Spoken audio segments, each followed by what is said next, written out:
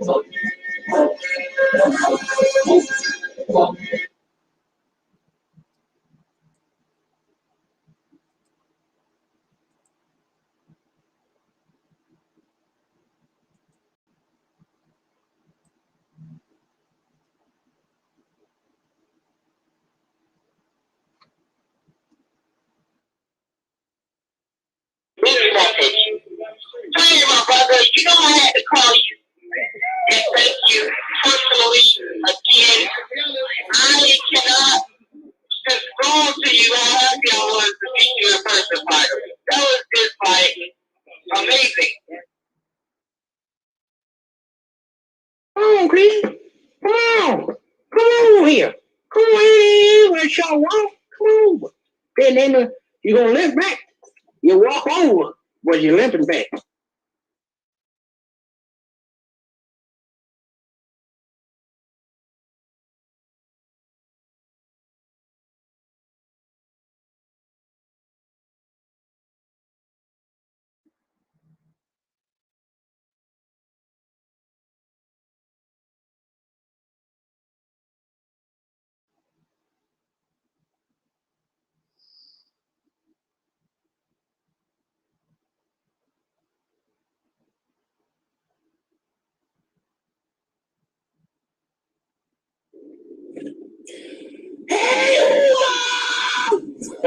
Not to be popular. It's just I'm inspired by my brother, that reality Temple's brother, the most powerful voice on the internet, that reality Angel Stubble Up 7. That's right, bro. I'm calling you out, bro. I'm building you. I'm putting you out there, bro. I'm shouting you out. That's my inspiration.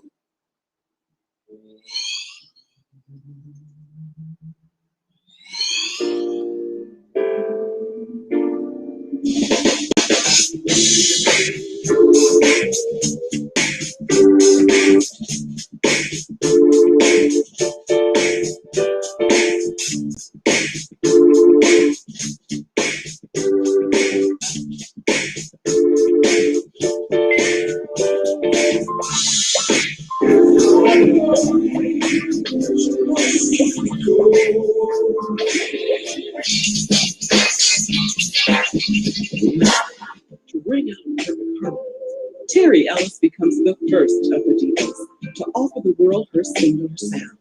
And she does just that on Syndicate.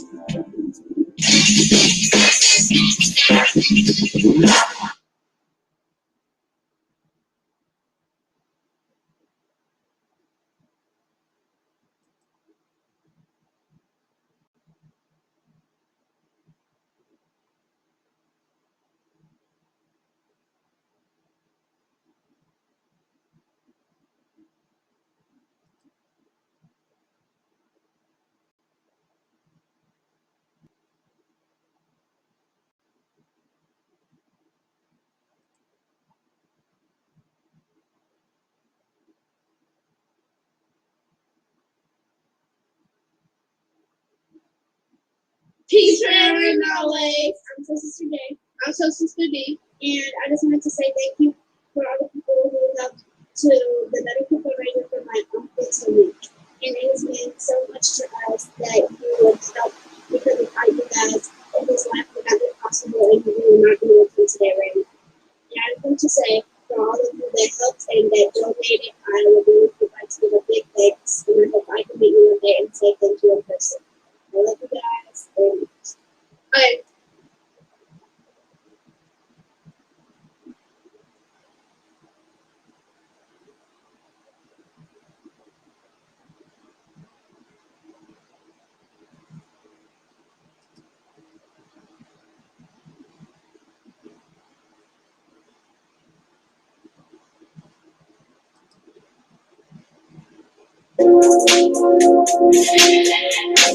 Everybody who is black and interested in black people, let us sit down and find out how we can get together in one direction against one enemy to accomplish this job overnight.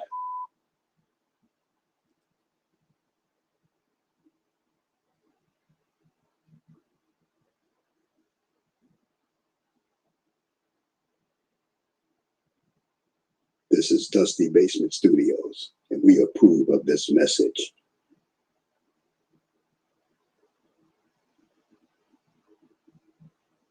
We want to make sure that we're not just working to be first, but we're working to be right. A lot of times there are situations when things are just happening so fast. It's always important to be fast, but we always want to be right. My brother Angel Snuffnub 7 at the Reality Temple. And to give props to him, because I listened to all of Angel Snuffnub 7's videos. I think that he comes from a different angle. And there's a powerful message in a lot of the videos that he put out. And I try to catch all of them. I look at him as a free thinker and a person that's willing to challenge those of which he don't agree with or which he may think differently from. And I really respect him for that. He's challenged KBS, and he has also challenged the Black supremacy movement as well. And I have nothing against that, because that which cannot be challenged cannot stand and will not stand and will not survive the test of time. How many challenges we can withstand will determine how long we will be able to stand.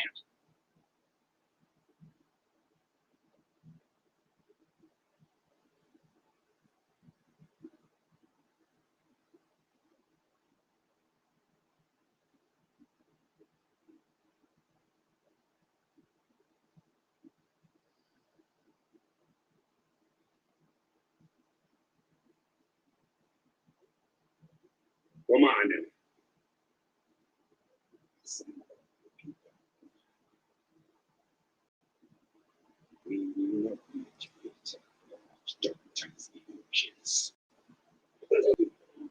Welcome welcome to the Reality Temple on Earth. My name is Jeroen, and I would like to say that Angel Snub isn't a racist at all. He's a good friend. Himself, and you don't realize it. You don't realize it, that God has been in prison. The devil was able to imprison God. So right inside your own self, your God self has been in prison, and you have a false sense of self running rampant inside the temple. This is why, you understand what I'm saying? You have to bring reality temple here on earth. Reality temple here on earth. We have to realize the enemy is running rampant inside this temple.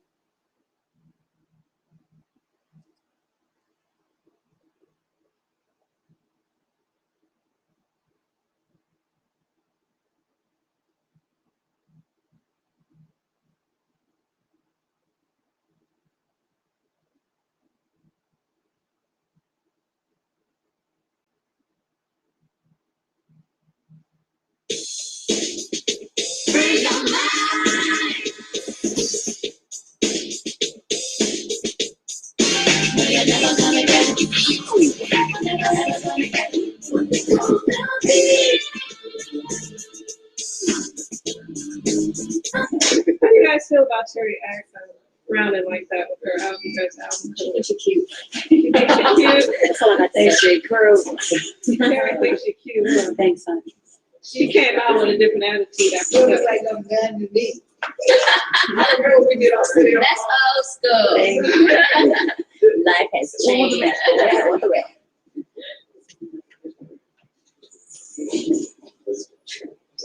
Wait, what was that?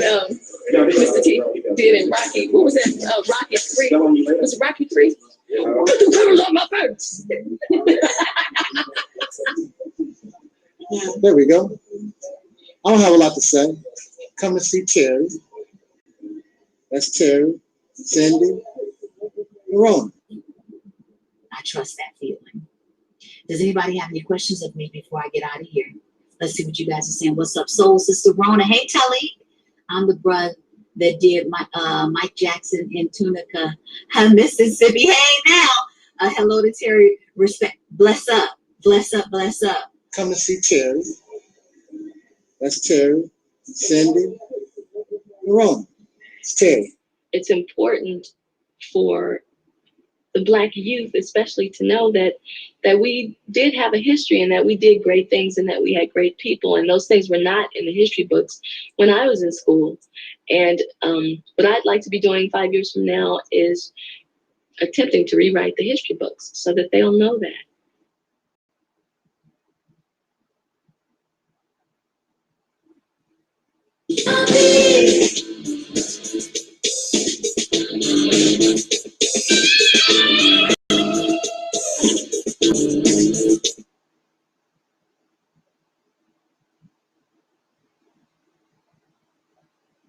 And that is Brother Taalik from the Reality Temples on Earth channel. And if you get a chance to subscribe, please do subscribe to his channel. He's a good brother. You know, he's doing good work, and he wants to do good constructive things. He has good information to provide. So please do check out his channel if you get a chance.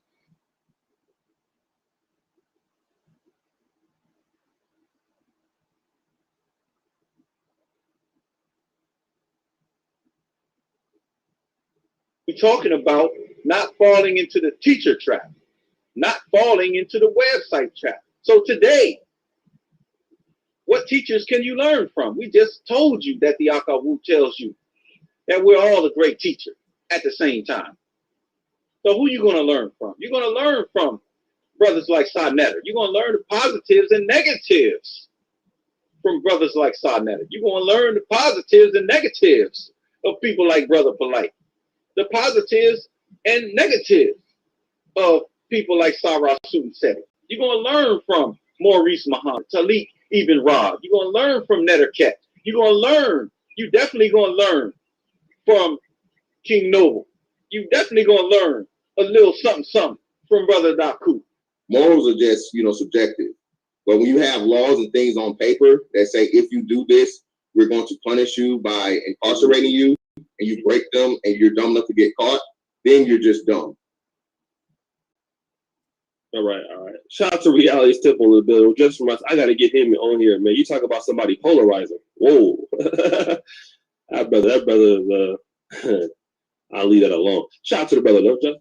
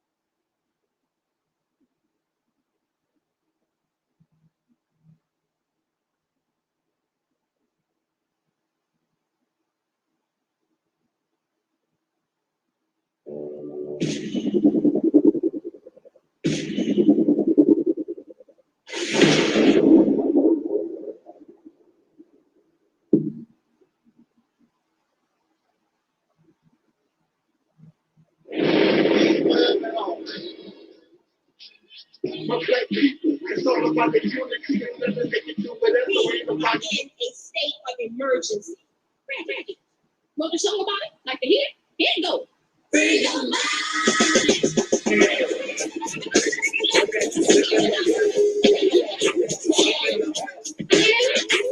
Would you? Because I keeps it real like that. I keeps it real.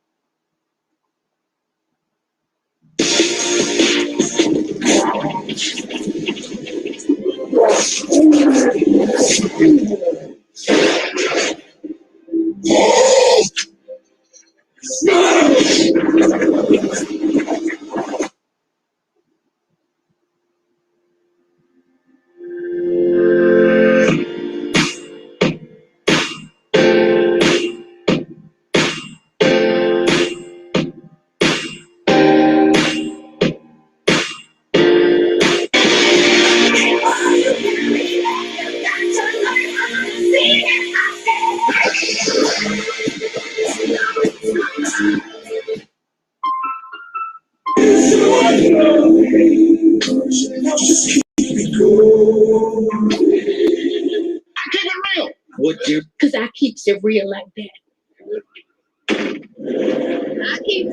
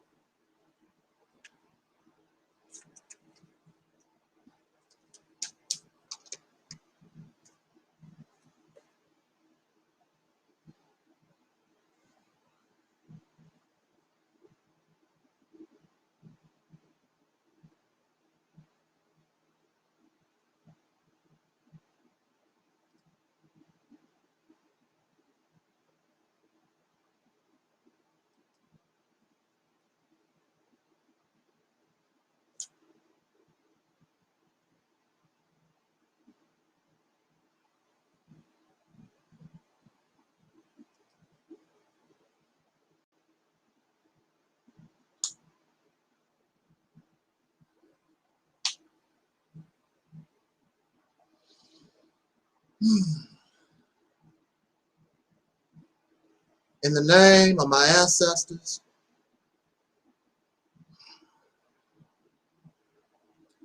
peace forever and always, and welcome to another edition of what we call the Realities Temple on Earth Internet Ministry. I am the gatekeeper or the host of this program, known here on social media. Wherever you may find me, I am known as the mighty Angel Snuff 7. I am your soul brother number 1.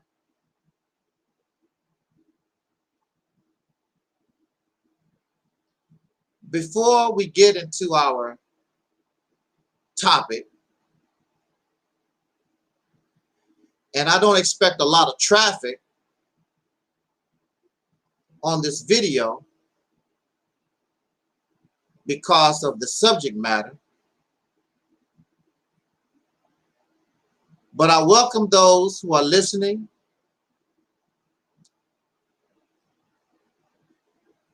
and those who will be listening to this broadcast at a later time. It is always an honor for us to come before you, that you would give us a few moments of your time, as time is very important. So it is an honor that you would allow us your ear for just a few minutes. Shout out to our viewer, Mellow Cap, in the chat room, and perhaps the deacons will be here later. But however, as they say in show business, the show must go on. Also, this show, which of course we don't consider it a show, this word continues whether there is 0 or 1,000 listening. The word moves on. Soul power moves on, regardless. And I will represent that soul power until the breath of life has been taken from my lungs. Because I feel the power, I feel the life,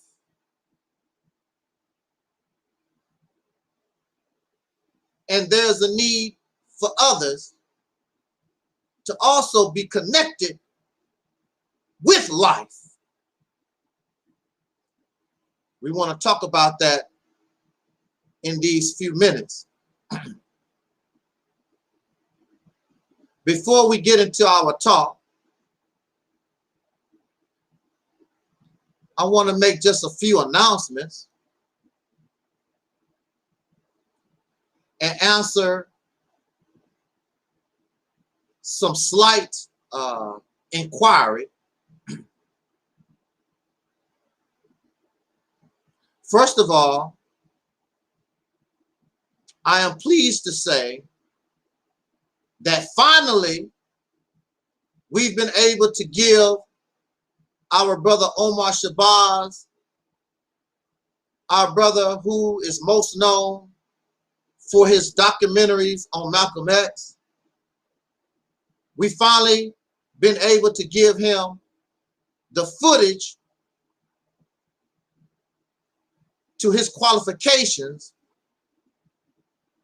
that he asked of us to do, because all those involved, this brother wanted, Angel Snuff 7, wanted brother Taalik to be in his next 8-hour documentary, Malcolm X, A Diamond Among Men. The first time we did the footage, I was not feeling well. We were in a bad place. And Brother Omar was not feeling the first footage that we submitted to him. But now that is over, and I'm so happy. Brother Omar Shabazz is a perfectionist, as I am a perfectionist. And now we just wait for the editing, and all those involved submit what they need to, so this documentary can become a reality. Hopefully sometime this year. It's an 8-hour documentary, Malcolm X, a Diamond Among Men. So we need to look out for that from Brother Omar Shabazz later this year. Also, as many of you know, we've finally been able to publish our autobiography. It is available now on Amazon Kindle, and you can get the paperback. It is our autobiography entitled "In the Grip of Monsters, Being Falsely Accused of Stalking Serial Killer Anthony Myron Ross." Now you can go to Amazon, and the link is in the description box, also in the chat room. You can go to Amazon and purchase the autobiography, $9.99 on Kindle and $49.95 on for paperback. Also, for those who donate $5 or more cash out, I would be happy to send you the rough draft. But I have to know you, because the reason why I wanted the price to be sort of expensive, I do not want my enemies, those who don't like me, to be able to get a hold of our product and they don't pay a price. So if I know you and you only have $2, $5, if I know you, I can send you the rough draft. But if you just want to support the book, Amazon Kindle, and the information is in the description box. $9.99 on Kindle and $49.95 for the paperback. I want to make this perfectly clear. I'm not trying to, nor do I want to, or did I write the autobiography in some effort to make money. I don't care about that. That was not the purpose. The purpose was because this has been requested of me for years and years and years. But I really found no reason to attempt. And also I was just tired. All that legal fighting that I did for 10 straight years with the state of Missouri, it just wore me out. I was not in the mood to write nothing. I was just tired. But now that so much time has passed, and now there's a sort of a conclusion to the story, and because my sister, Rashida Strober, the world's first dark-skinned activist, asked me to put my story down on paper, then I decided to take the time and not only speak about my unjust incarceration, but also my life in general, as I thought it might be interesting and that many of you may be able to relate to my story.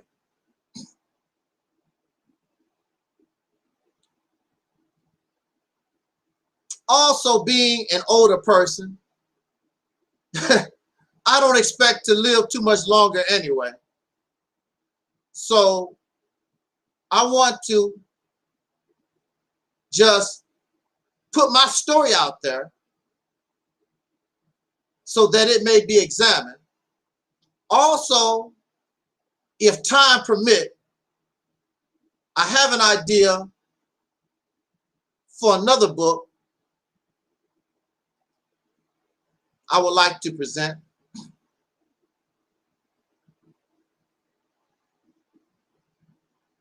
Which shouldn't take me that long, because really it's already been written. It just needs to be put down on paper.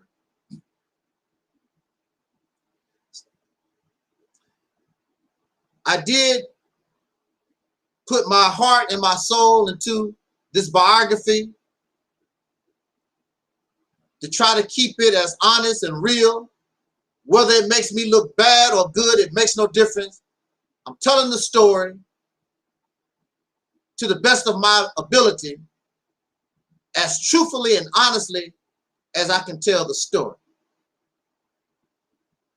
I thank all of you who have encouraged me to write this autobiography. I thank all of you who will support this biography, no matter which form you choose. Again, it is for us. It is for those who support real truth, those who understand soul power, those who understand soul brother number one, those who understand the vision and the purpose and the goal of what we represent here at what we call the Realities Temple on Earth Internet Ministry.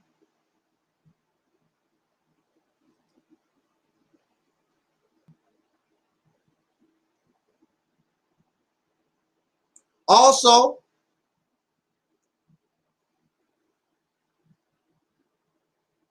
we've been talking to our brother Astro Boo Baby,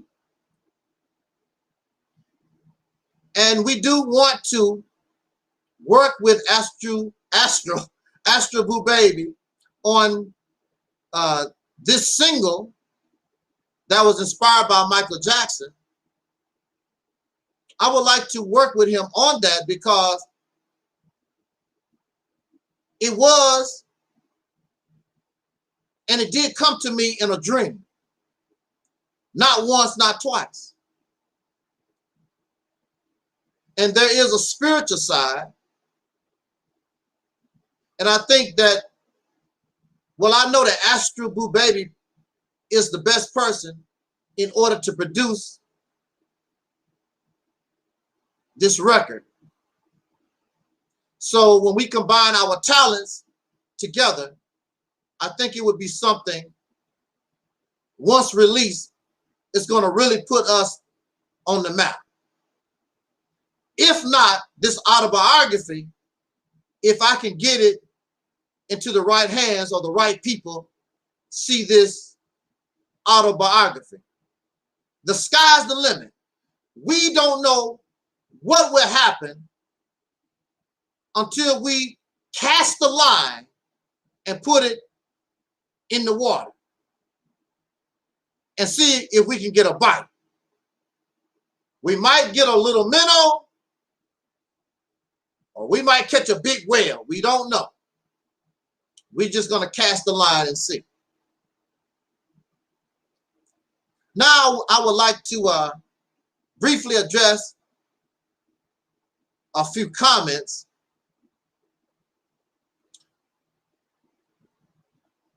And perhaps some of you may already know, but we're going to go over this real quick.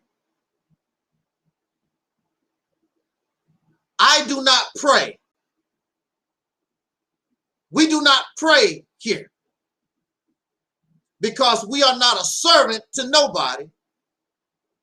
There is no God for us here. Now, I did learn from the Nation of Islam, when we reach out our hand in front of us, this is a symbol to humble ourselves to God. For me, it is a symbol that I humble myself in respect to those who come before me. Not seeking their guidance, not praying to them, only giving them honor in the name of my ancestors. And then we raise our hands from that symbol to the symbol of those who take martial arts classes. You know, this is a symbol of respecting your opponent. So we are humble and we respect the ancestors. We are not praying to nobody. There is nobody to pray to. We are acknowledging the memory of those who are no longer with us. They cannot help us. They have no power. In fact, they could not do anything for themselves. So how are they going to help us? We learn from their mistakes. We learn from their success in the name of my ancestors.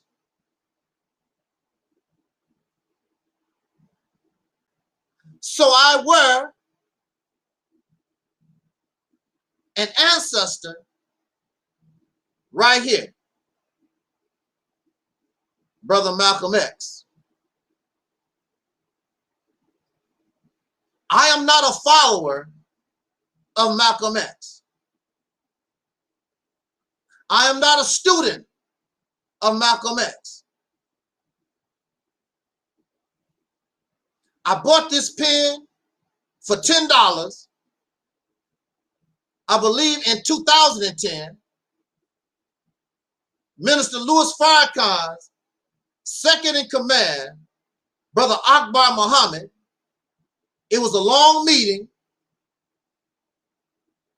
and he was invited to be the keynote speaker at this gathering to honor Malcolm X. And he told the FOI, I know you had a long day. You don't have to go with me. Now, it is the duty of the Fruit of Islam. It's the duty of the Fruit of Islam to secure Minister Farrakhan as well as the top officials.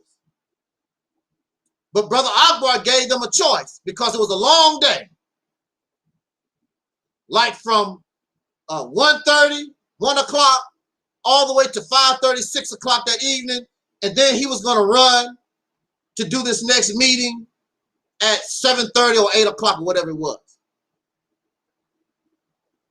The FOI, the Fruit of Islam, decided they was done. They went home. So I told Brother Akbar, I'm going to go with you. And I went with him to this Malcolm X celebration. I will be your security. And an older brother and an older sister was there. And a brother that was handicapped that I knew from back in the day, he was there. The Fruit of Islam did not secure their second in command. I was there. I told them, I got your back. And so while I was there, I saw this button and I liked the button. I donated $10 for the button. It's my button and I will wear it because I bought it. You pieces of trash.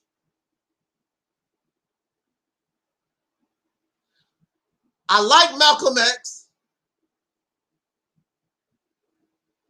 because he was did wrong to me. So I can feel and I can relate to Brother Malcolm. The reason why I like En Vogue is because these sisters, to me, was ripped off by the music industry. So I can feel that.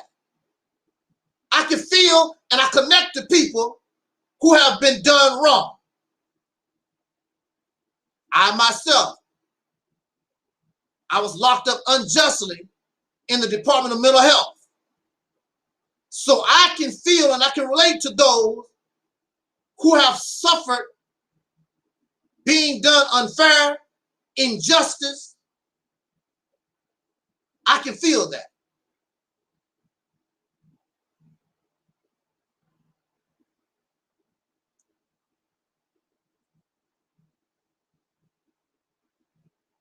I agree with much of what Malcolm said, but Malcolm X was a Muslim at the time. And I do not agree, and we reject religion and spirituality here.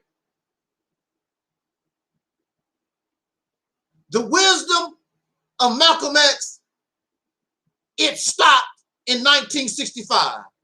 February the 21st, 1965, when the Nation of Islam gunned that poor man down in front of his wife and children. That was the end of his knowledge. There was many things, a lot of information Malcolm X never had an opportunity to comprehend or examine. His knowledge stopped in 1965. So if I follow Malcolm X, then my thinking process stopped in 1965. This is why these cannot progress, because they're following people who are dead and their knowledge stopped in 1975. Elijah Muhammad died in 1975. That's the end of his knowledge. Marcus Garvey is gone. It stopped when he died. And you have all these people who are following dead folks. When you die, you come to a stop.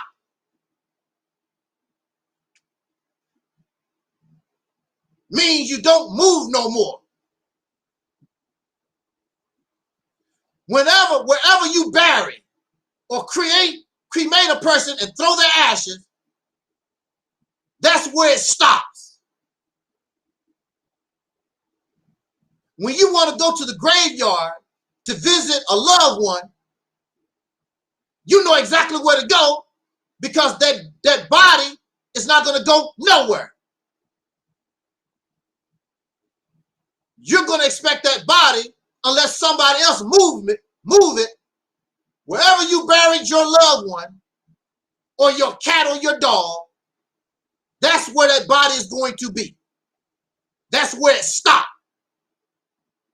But when you are alive, when you have movement, life continues. But when you die, that's a stop. So Malcolm, I respect Malcolm,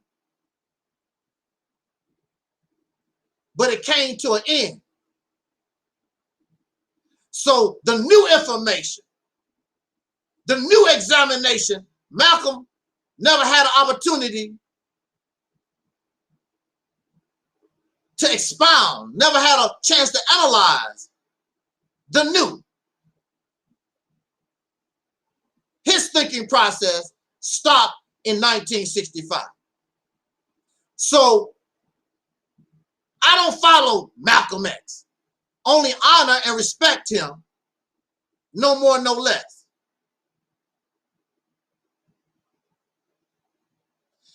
And I feel for him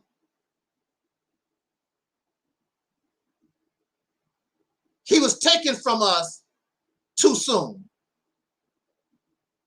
for stupid reasons.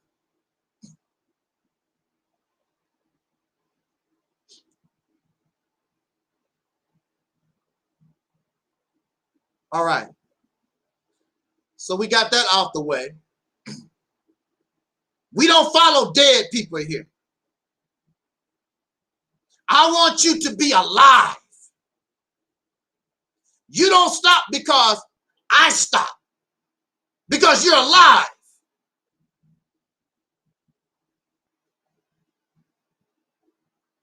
Living things grow. Living things evolve. The dead decompose. The dead rots. So when you look at so many of these people around us, they're vulgar, they're nasty, they're greedy, they rot, they're decomposing. And in your scriptures, it acts or talks about us walking in the valley of the shadow of death. And wherever you find death, you find something that is rotten, something that's decomposing, that which no longer has life. Although I walk in the valley of the shadow of death, I fear no evil. That's a lie. Even though you believe in God, you lock your door. You put on your burglar alarm. You buy a gun. You carry a knife. You carry mace because you fear evil. Walking in the valley of the shadow of death. Because you don't have no faith in your God, because deep down inside, you know your damn God don't exist. That's why. Actions speak louder than words. Well, God didn't tell us to be stupid. You said that your God has all this power. You say that your God will protect you. So what the hell you need your gun for? Or your knife, or your mace, or lock your door? Because you walk in the valley of the shadow of death, and you do fear evil.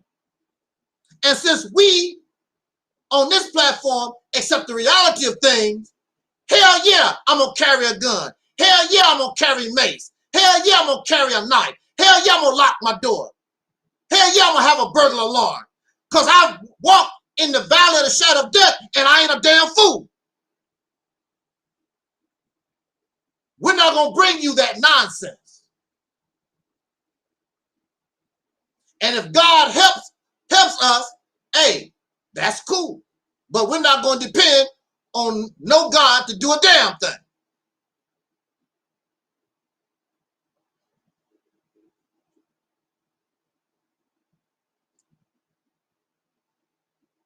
In recent events,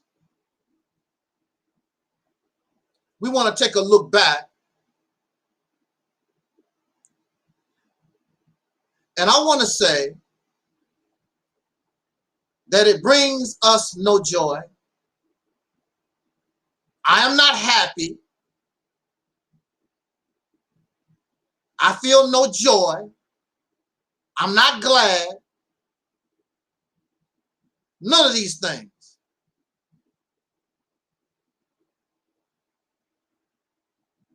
It is really a sad time. It is really a hurting time.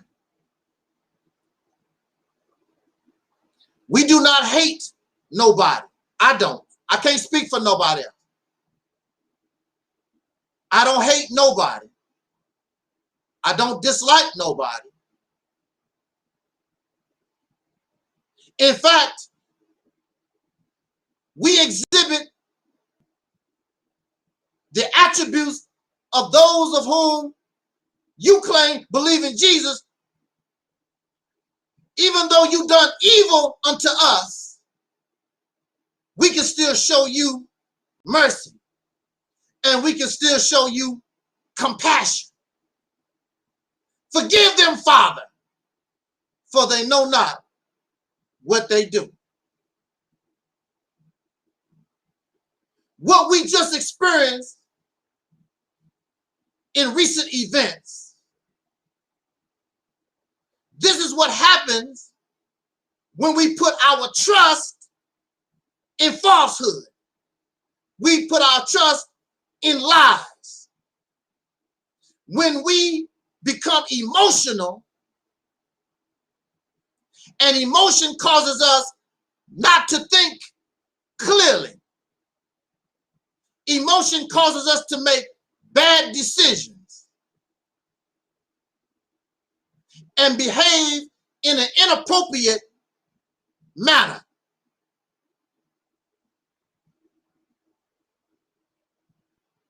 So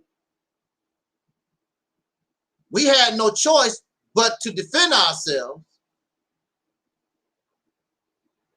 And we defended ourselves, not speaking about how long a penis is or some other factor, or you got a cheap info post on the wall. We defended this platform with reality. We defended this platform with truth and undeniable evidence. And we did such a good job that there were those coming here to tell us, leave the provocateurs, leave the ones, the aggressors, leave them alone. Because they could see that everything they were throwing at us was failing. And they felt sorry for the ones in the wrong.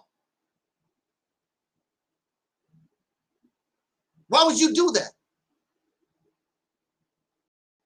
This is our problem. We always stand with those who are wrong or in error. So you do them a disservice because they feel they were right.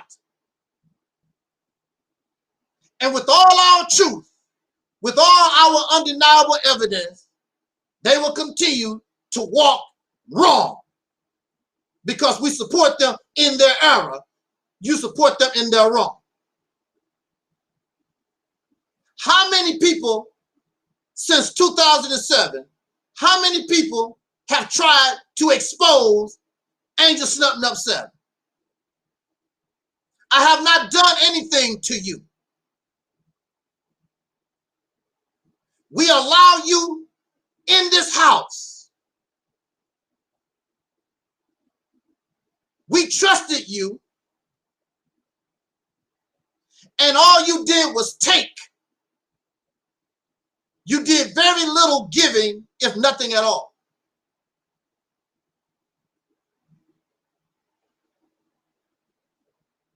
You betrayed our trust and you stabbed us in the back. You went out and gathered every enemy you think would have a problem with Angel Snuffing Up 7. You gathered all of them together like the Legion of Doom, and all of you come hurling your lies and your falsehood and your assumptions and all this at us. But see, we are righteous people. And I don't have to believe in no God. But I stand on a righteous platform because I know I have not done a damn thing to you. So you begin to hurl your lies and your deception. And it just bounced off us. like a bulletproof vest. You thought if you keep throwing stuff, something was going to stick. The problem is, if it's falsehood and it's deception and outright lies, nothing is going to stick to this vest. And that's what we saw.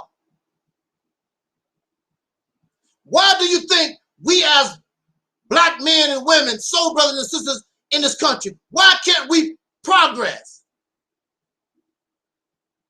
Because we support mythology, delusions, and fairy tales.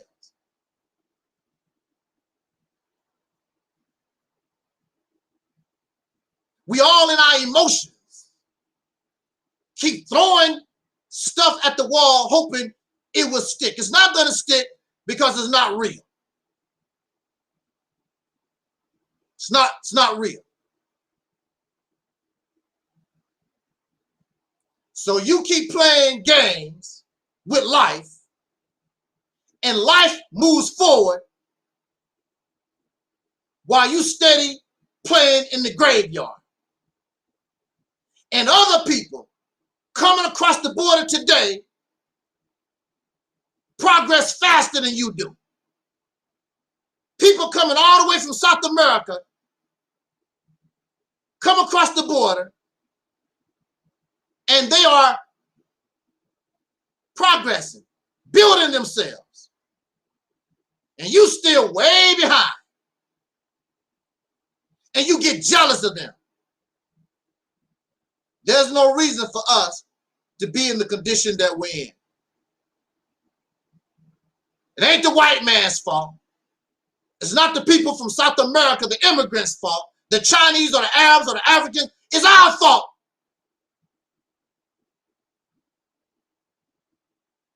Because we want to live in delusions, in fantasy.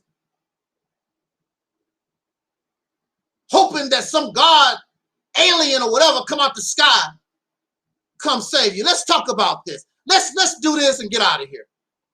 All right?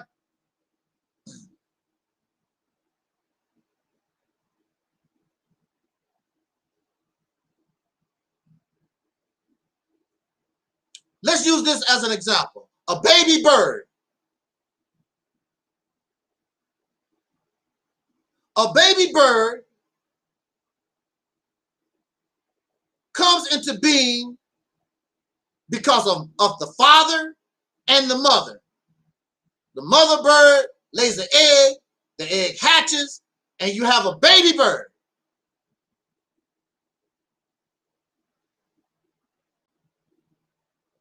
The baby bird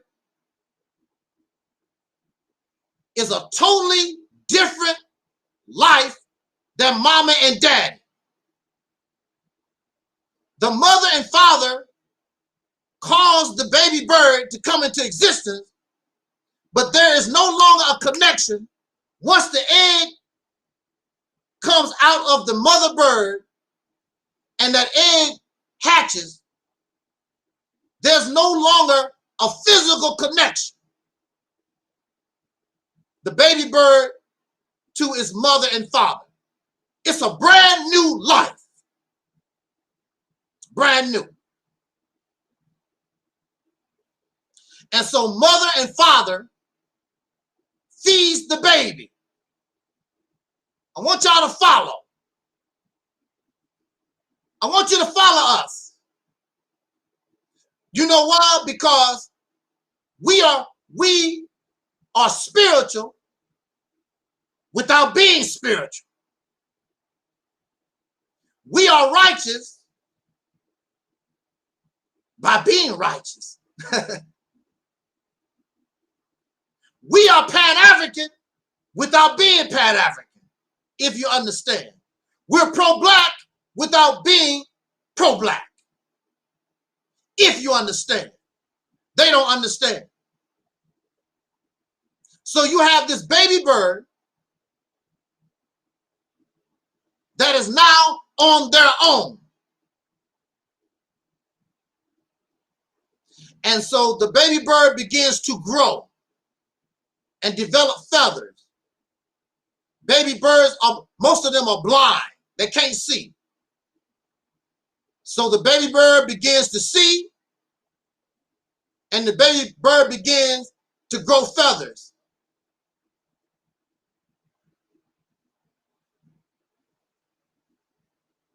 The baby bird cannot stay a baby bird. Sooner or later, the baby bird must leave the nest, right? The baby bird just don't leave the nest. The baby bird climbs on top of the nest and flaps his or her wings, getting strong, getting ready for flight. And I have seen this myself, so I know what I'm talking about. I watch the baby birds in the trees and they flapping their wings. And then they take test flights. They'll jump out the nest and they fly to a branch, fly from branch to branch. Next thing you know, the baby bird has left the building. This is nature. This is life.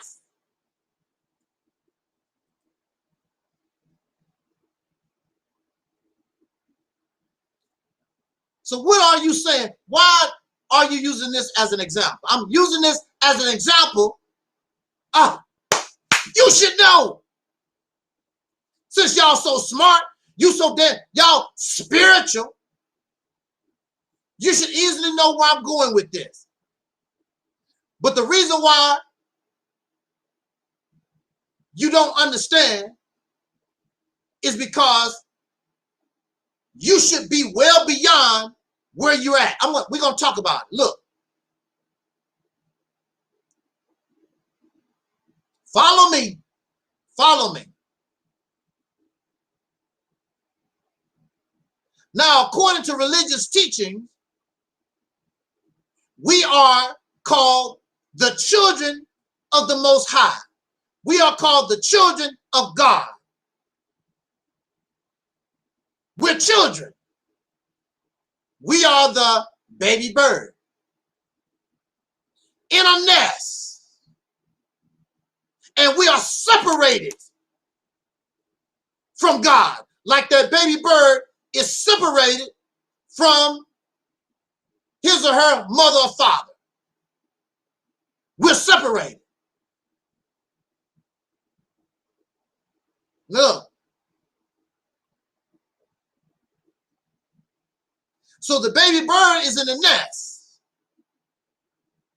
flapping his wings, getting stronger and stronger, because pretty soon the baby bird knows I got to be on my own. I can't stay in this nest forever. If God or the Most High is the parent, then one day, as children of God, we got to grow up. We have to leave the nest. So that adult baby bird, once the baby bird becomes an adult, whatever the parents can do, that baby bird can do. If we are children of the Most High, if we are children of God, when we grow up, as we begin to evolve, when we begin to mature, then we are to become God. Whatever that God can do, we can do it when we grow up. But if the baby bird cannot grow and just lay around in a nest, the baby bird has to depend on mama bird, daddy bird to come bring worms and bugs or whatever, because the baby bird can't do for him or herself. But the purpose of the parents is to teach that baby, feed that baby, so that baby can evolve and grow, so that baby can be an adult bird and leave the nest. Not stay in the nest, leave the nest. So it says in your scriptures, it talks about the Jesus and the miracles and the powers of the Jesus. But after the teacher, Jesus, left, I am told that the apostles, many of them performed the same miracles that Jesus. See, y'all don't talk about that. If you notice, they don't talk about that. Why don't you talk about the apostles also developing the powers that Jesus had? You don't talk about that. What's the sense of Jesus being a teacher and his students don't learn a damn thing? What's the sense of somebody teaching you about car repair and you can't fix a car? What's the sense of somebody teaching you martial arts and you can't break a board? The teacher has failed. Whoever is teaching you Christianity, whoever's teaching you about being a Hebrew Israelite or a Pan-African or a Muslim, all these disciplines that we embrace, but you have yet to apply what you learned, that teacher has failed.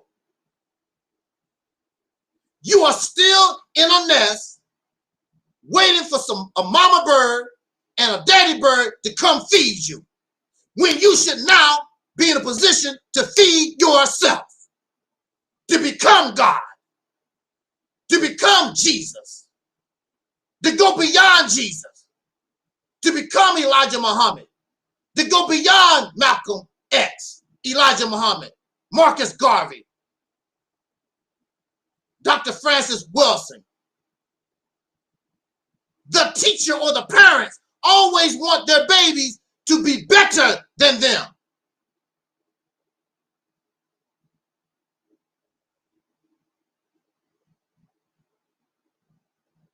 But you're not.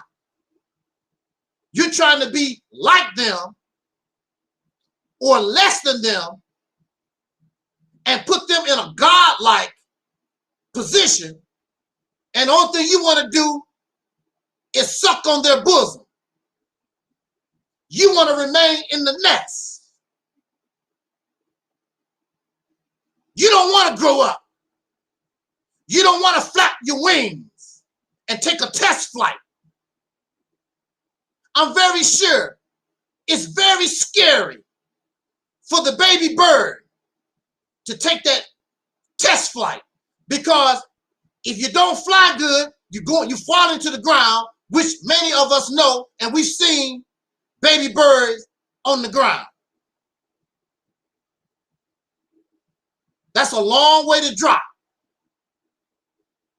And that's your problem. You are afraid to grow up.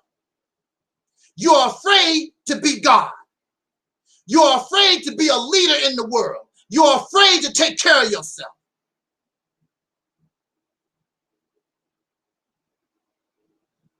So when we present to you the Mississippi campaign, it throws you for a loop, because the only ones who can do the Mississippi campaign is grown folks, not children, adults, those who can fly, who is beyond flapping their wings, those who have left the nest. So of course you don't understand Operation Exodus Mississippi campaign, because you're still in the nest. the nest of Marcus Garvey, the nest of Elijah Muhammad, Class 13X, the nest of Martin Luther King, or you still in the nest and your parents are dead. Elijah is gone. Malcolm is gone. Marcus Garvey is gone. All our people are gone. And even when they were alive, they couldn't get you out of the nest. Still there. Blind, deaf and dumb. Flapping your wings, you can't go nowhere. Scared to leave the nest. If you really believe in God, God will get you out of the nest. We understand God here. We ready to get out of the nest and fly. We might fall to the ground, but we're going to get up and flap our wings some more and get up in the trees. And we're going to fly. No more in the nest.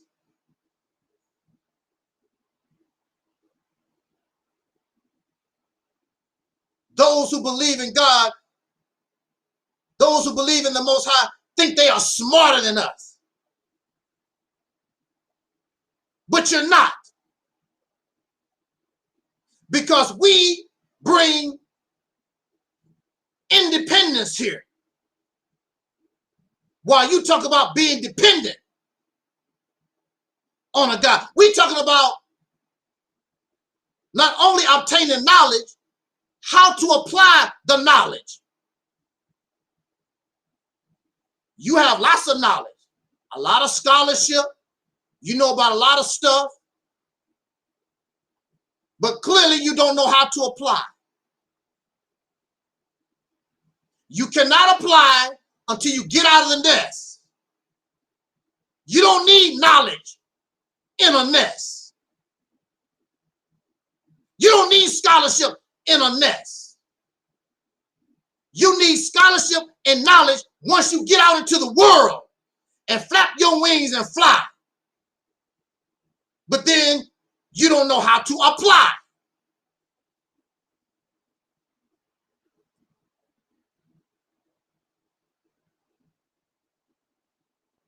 God wants us to be independent. The parents of that baby bird wants that baby to get out of the nest and be independent. Do for yourself. I question a belief. I question a doctrine that keeps us in the nest, that keeps us lazy and dependent on somebody or some parent.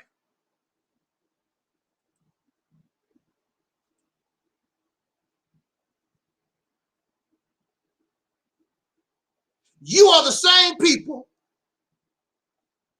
who will make mockery of a person that's 19, 25, 30, 35, 40, 45, 50, and they still live in their parents' home. You're the people that will make mockery. Oh, you still living with your mama. You're a grown man, still living with your mama.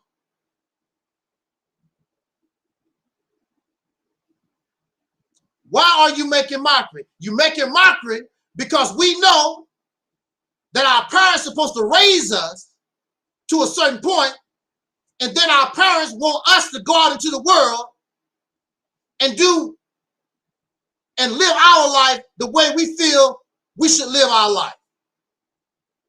They want to get us out of the nest, not because they hate you, because you are now independent of them and they're not going to be around forever. They want to make sure that you get a good send-off in life. And you wonder about people who are 20, 25, 30, 35, 40, 45, 50, still live with their parents. Because you should want to do your own thing. You should want to be independent. And if God created all of this, if the Most High created all of this, why would the Most High, why would God want to treat us any different? Wouldn't the Most High or God, wouldn't they want us to be better and greater than them? Unless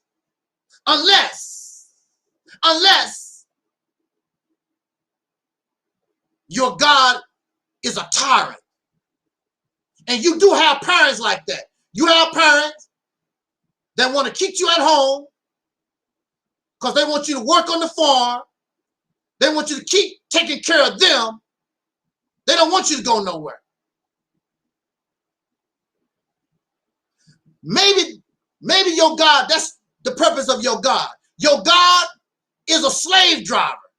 Your God is a slave owner, a dictator and a tyrant.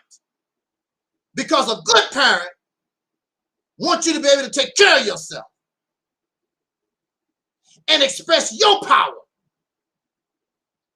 If we came from the Most High, if we came from God, then if God created the heavens and the earth, we should be able to do it too, unless somebody told us a damn lie.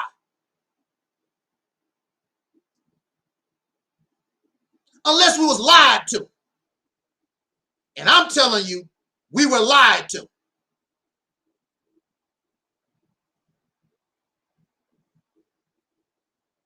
You listen to these teachers and these preachers, and you look up to them like they are special. You and I have a connection to the universe just like they do. All your siblings in the house, all of you came from the same, in a lot of cases, you came from the same mother and father. So how is another sibling going to tell you about mommy and daddy or give you some kind of special insight when all of you came from the same parents? All of us, not Minister Farrakhan, not Elijah Muhammad or Malcolm or Harriet Tubman or Jesse Jackson or whoever. Why do they have a special connection? Why do, woo, man. I'm like DMX. I'm about to lose my mind. Up in here, up in here. Whoa.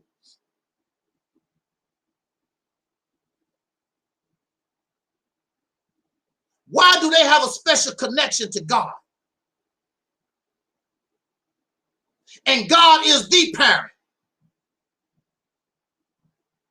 Why do I have to listen to Farrakhan? Why I have to listen to T.D. Jakes? What makes them so damn special? It sounds like your God is playing favoritism. And some parents do. They favor one child over another. What kind of parent does that?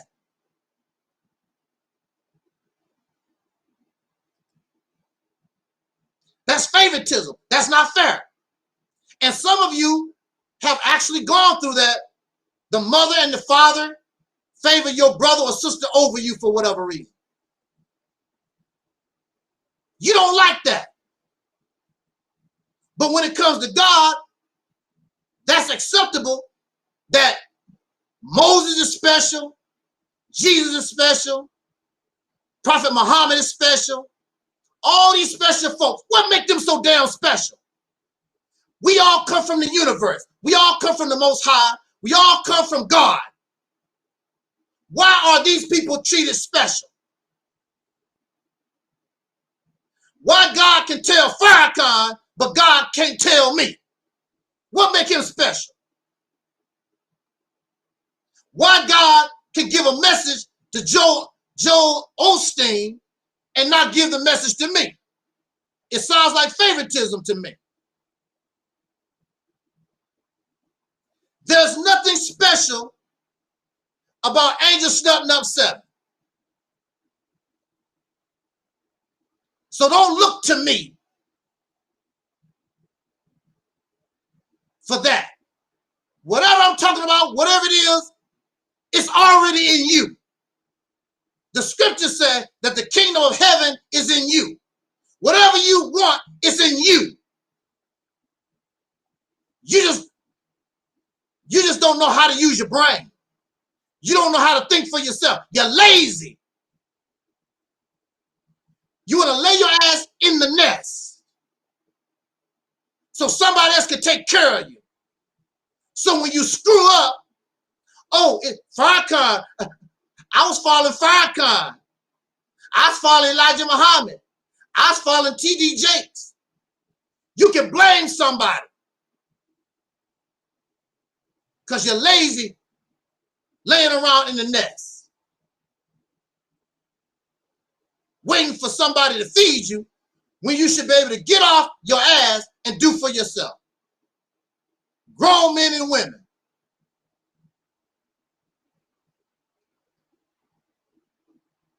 You're seeking God when the God is you. Once you become an adult, once you become grown, you have to take care of yourself. So there's no need to pray to God. You are God. I go get my own. There's no more need to wait for God. I am God. I'm grown. I'm an adult. What do children do? Children have to wait for their parents to get breakfast, lunch, and dinner. You wait on your parents to get an allowance. And that's what we do in religion and in spirituality. We waiting to get something from somebody, God or spirit. We waiting on them to give to us because we refuse to grow up and get it on our own. We're still blind, deaf, and dumb. We are still a baby bird in the nest that can't fly. In the nest. You're scared to leave the nest because you want to blame somebody because you can't fly. You want to blame somebody because you can't find food and water and do nothing for yourself. Mama, that's your original prayer, is mama. And some of y'all still doing it. You need mama and daddy. Jesus, oh Allah, oh the Most High, you need a parent. Somebody to beg, somebody to look out for you. Because you don't understand your own connection to life, to the universe. Even God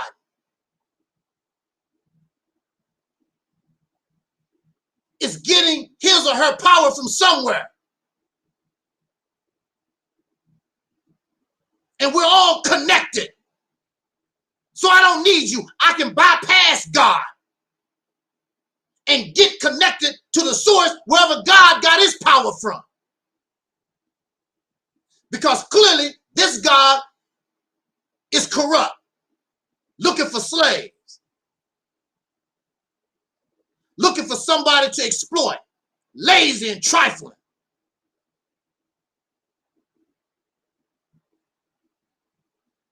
Before we was born, everything that we need in life was already here waiting for us. Before we even came into existence, it was already here. There's no evidence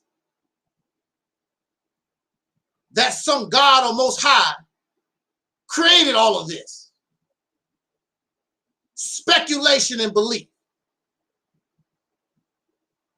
And you talk about it like you know. You don't know. You repeating a lie that somebody else told us from thousands of years ago. We don't know. But we talk like we know. You don't know. I'm not going to let you come here and talk about God and spirits and the fifth dimension. You don't know. So that make you a liar.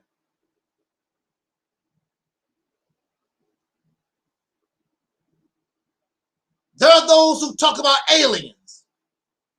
There's other life on other planets.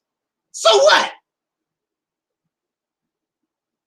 What they got to do with you? There was a time on this planet we didn't know other types of human beings existed. Right or wrong? We didn't know and we didn't give a damn. Look, when I was a child, the only thing that existed was the state of Mississippi. I heard about Illinois. I heard about California. I heard about Texas. My reality was Mississippi.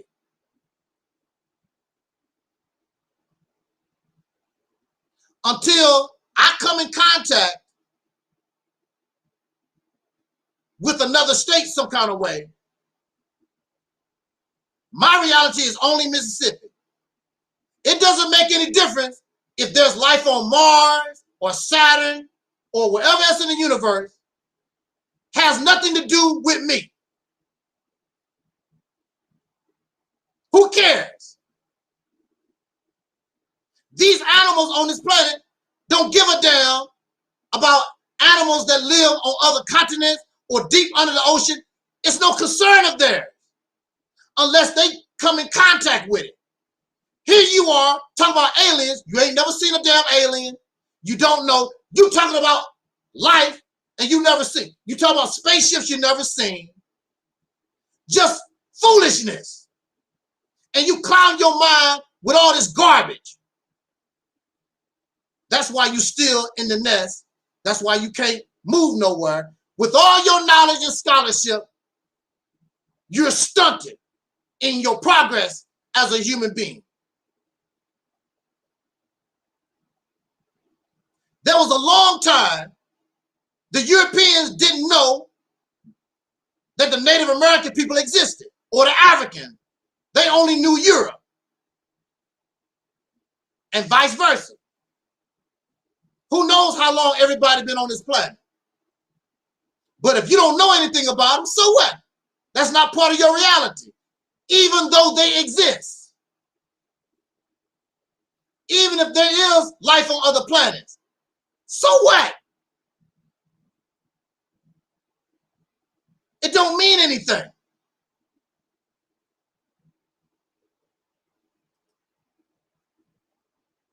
But we come on and make videos like we know what the hell we talking about. You don't.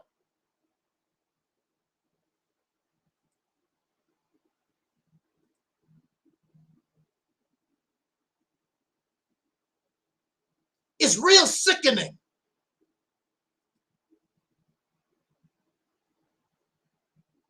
Wasting time and energy and brain power on something that don't mean a damn thing. So what if there's aliens? Now, Captain Kirk on Star Trek, he's actually meeting these space aliens or whatever.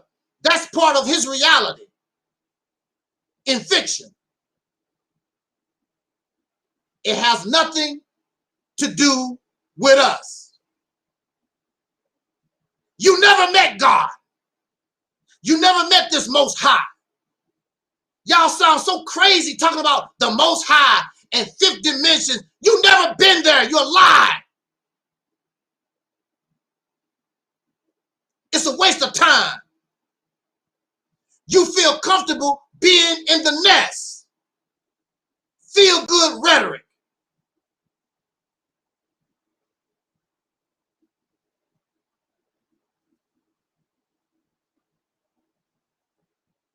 You are a baby bird that's blind with no feathers, just laying in the nest. What happens to baby birds that's blind and can't do a damn thing for themselves, laying in the nest? Snakes can eat you, raccoons can eat you, other birds can eat you. You are easy prey for anybody, and that's what you see in the American so-called Negro here. Anybody can eat us.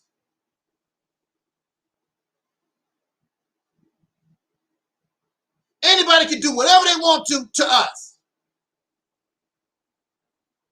because we refuse to grow.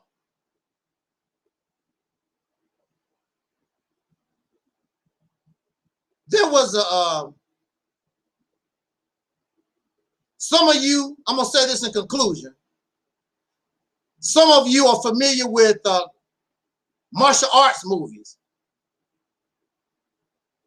And this is a common theme in many of these martial arts movies. The father was killed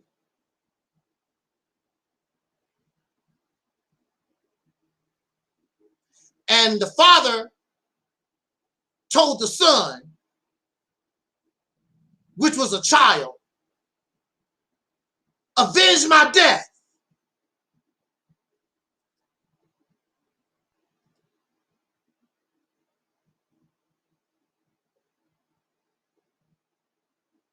Okay.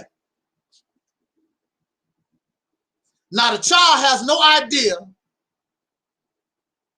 how he or she is going to avenge the father's death.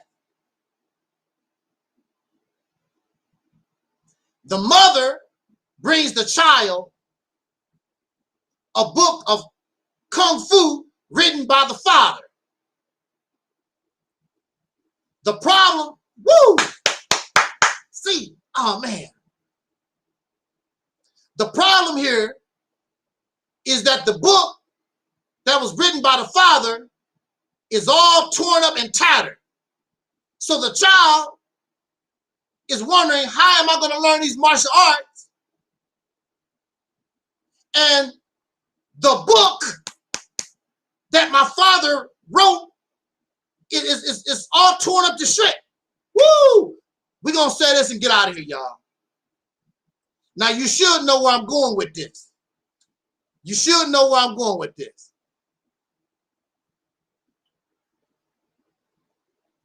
We don't believe in God here. We don't believe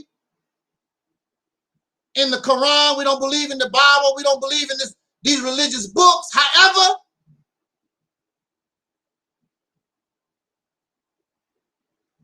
you cannot ignore wisdom. You cannot ignore intelligence, no matter the vessel. So there is wisdom in the Bible. There is wisdom in the Quran.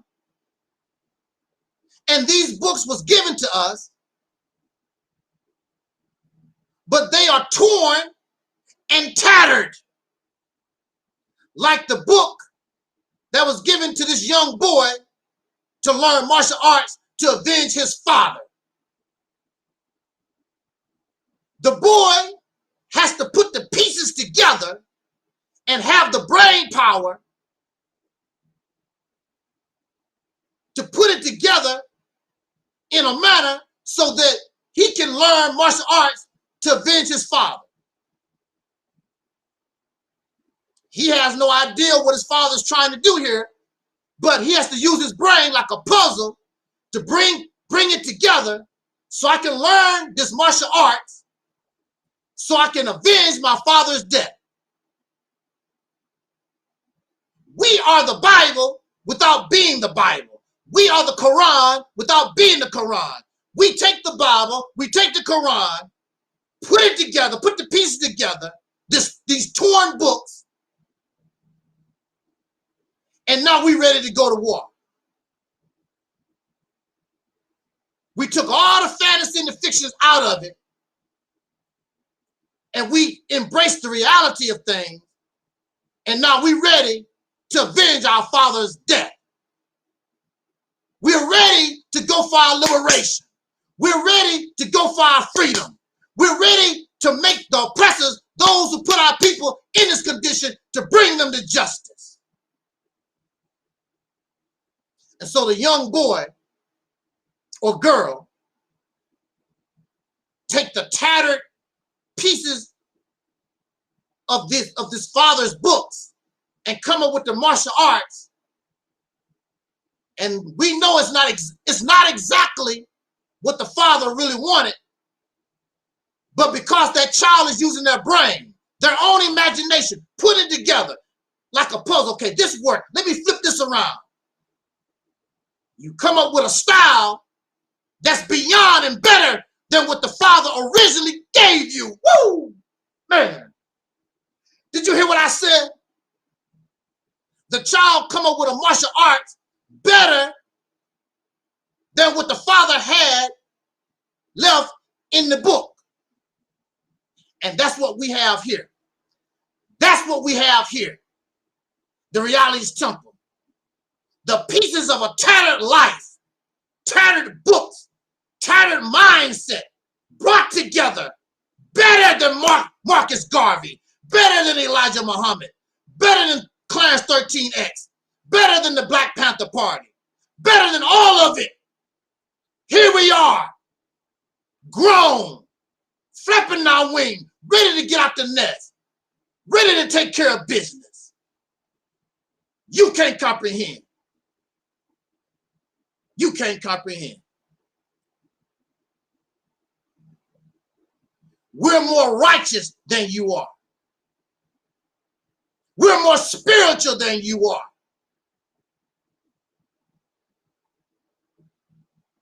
We're more pro-black than you are. We're more pan-African than you are. If you understood Operation Exodus Mississippi is pan-Africanism, you dumbass.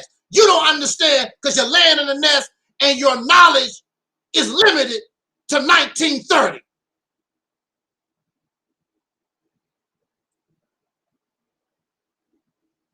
You make a mistake seeking God outside of yourself.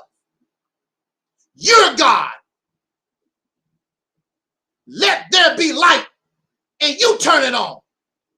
You don't sit around waiting for somebody else to turn it on. Let there be light. You turn it on. That's what we are about here. And you will see how correct I am when you decide and others listen and decide to join us. We're going to show you how it's supposed to be done. It could have been done a long time ago, but the majority of y'all still in the nest, taking a poop on yourself, waiting for somebody to bring you bugs and worms, laying in the nest. When you are a grown-ass bird, stop being scared, get the hell out the nest, flap your wings and fly.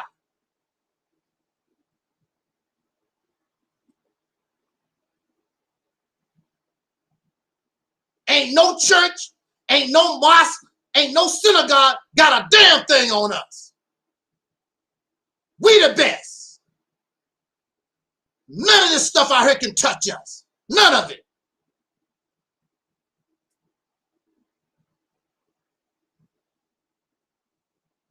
We are freedom, justice, and equality. We are the liberation.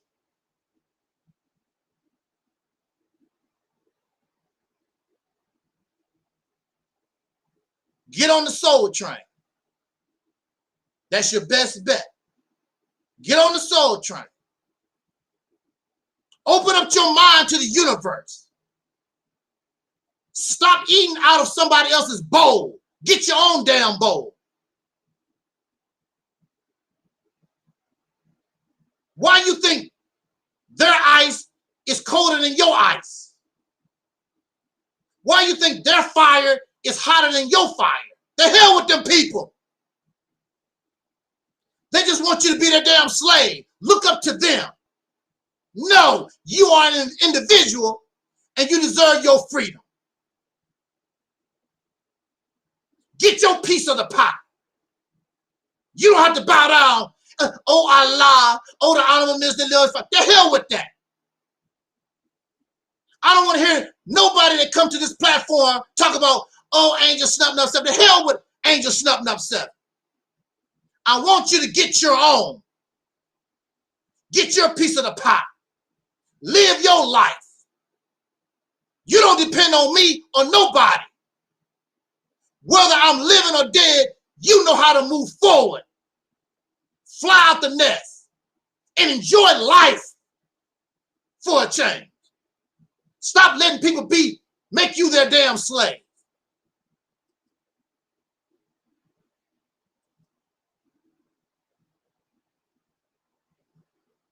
Free your mind. And when you free your mind, the rest will follow.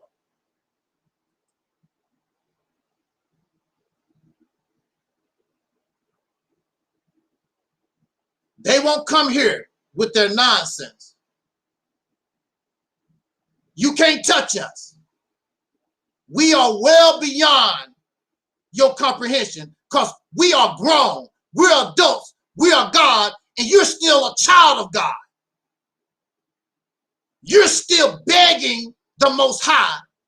You're still begging Jesus. You're still begging Allah. When we have become Allah, we are Jesus. We are the Most High. And we don't have to smoke crack to get high. I get high every time I come here and talk to you, talk to us. Absolutely. What the hell it look like for us to pray to God? We are the God. If we can't get it done, it won't get done.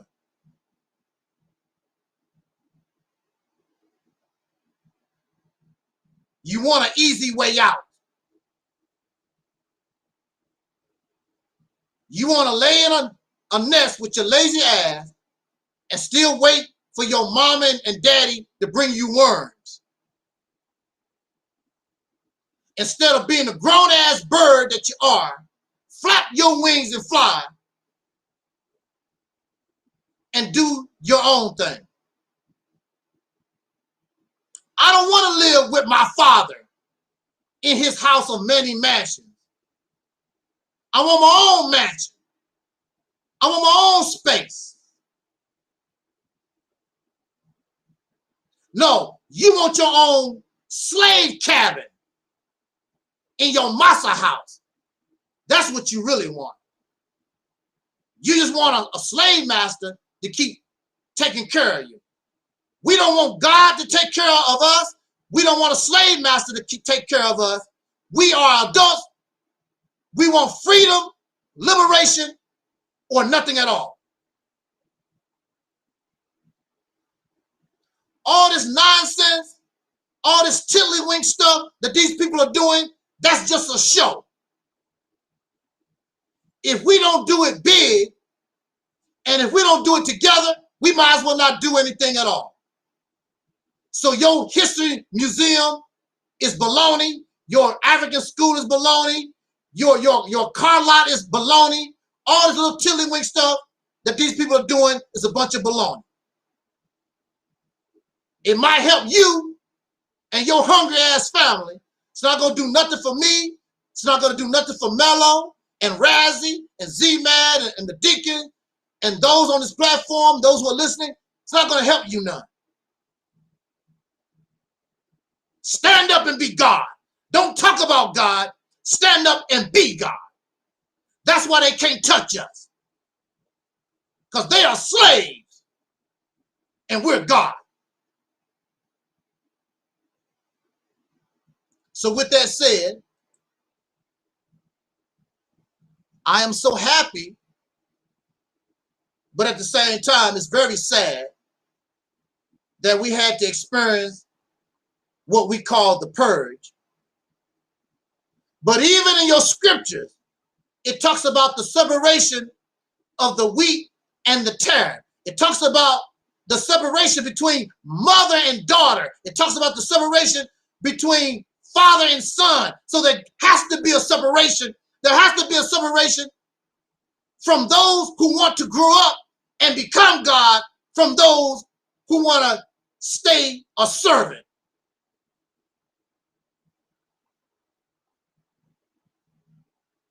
We're going to be God. We are the gods. No more slavery for us.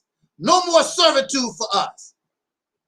When we stand and say, let there be light, we turn it on.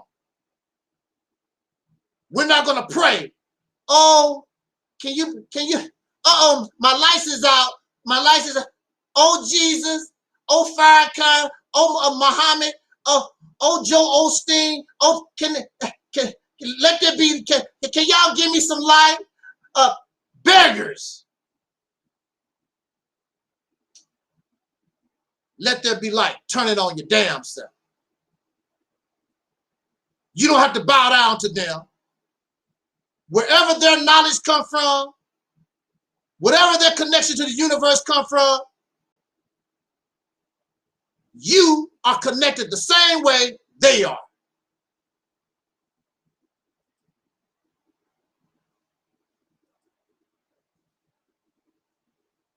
Phil Fox, well said, Nub 7. Scripture lie like a MF.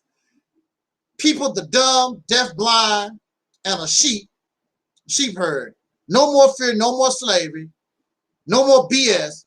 We must take accountability for our stuff. That's right. That's right.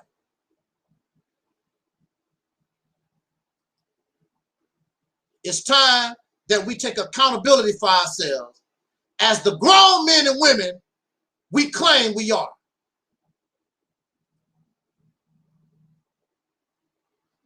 So on that note, I thank you so much for joining us this afternoon. And if you did not hear the full video lecture, then of course you're always welcome to listen to the broadcast later on. Also, I don't know if I did a good job or not, but I have another SNIFFY episode at 8 p.m. Later on, 8 p.m. Central Time.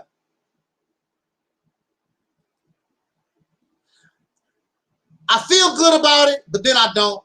But hey, you win some, you lose some.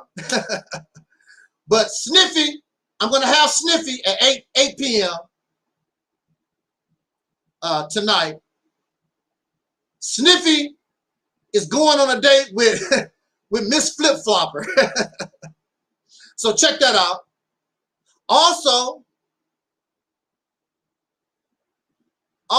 you can check out our autobiography.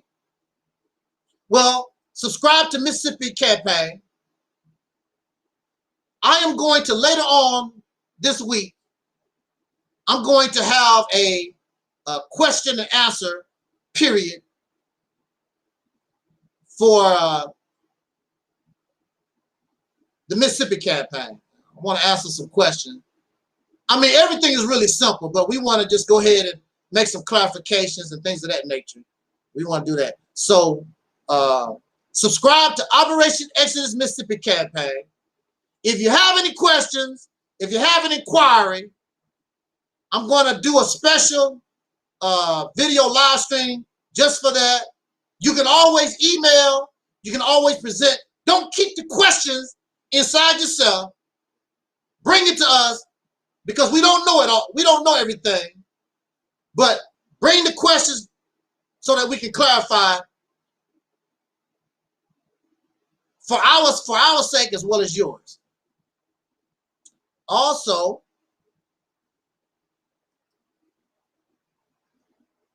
if you want to, Our autobiography is now available on Amazon. In the Grip of Monsters, being falsely accused of stalking serial killer Anthony Myron Ross. Again, my book is not to try to make money. My book is being offered to those who support this platform. I could care less if all those other dingbats, if they get the book or not. I really don't give a damn. I could care less. But it's available.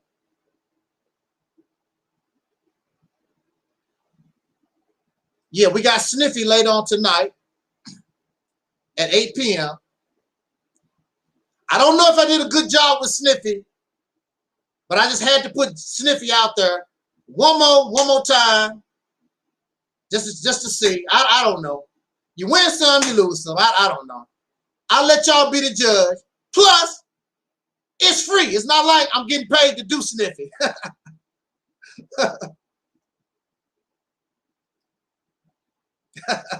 Right. Yeah, dingbats.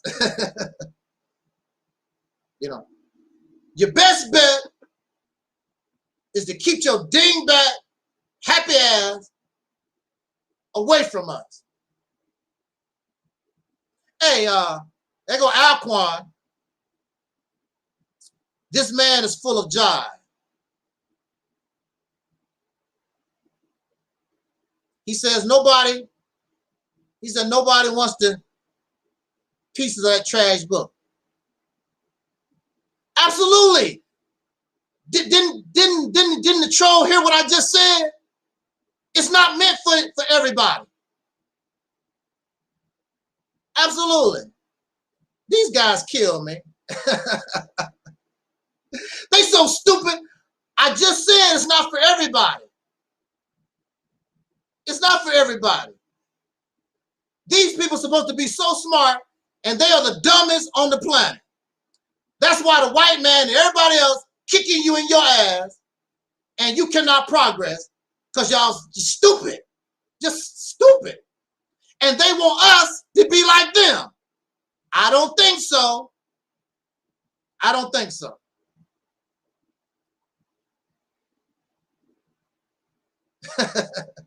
You know, deacons, if we don't laugh, they'll make us cry. These folks are just children. Children, they silly people. Thank you very much, Soul Brother 85. Thank you so much. How you gonna call something trash? You haven't even read it, you don't even know what it's about. Yeah, unfortunately, can't stay away. But that's all good. It's all good. They cannot stay away because they know that we are reality. They know we are the truth. They are just too weak to accept the truth. They're too weak. And they have believed, hey, how you doing? They believe in their nonsense. They feel embarrassed to let it go. So instead of being right, they rather be wrong. Because they too embarrassed to confess and admit, maybe I'm wrong. There's nothing wrong with saying I'm wrong.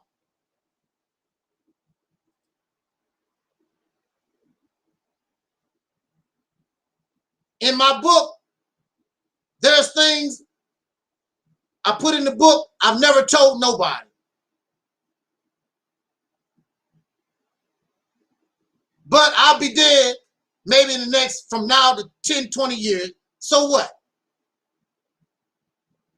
We all can relate. It is what it is.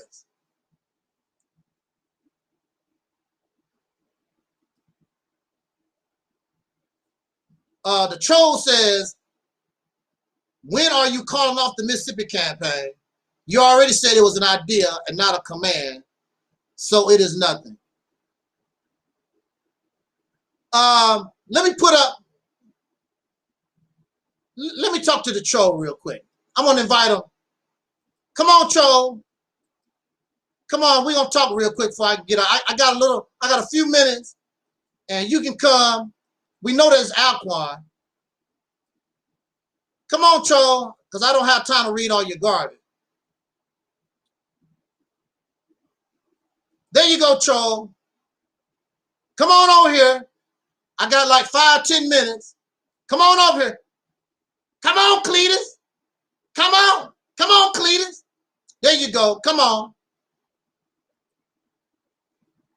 They want our attention. Let's give them some attention. Damn.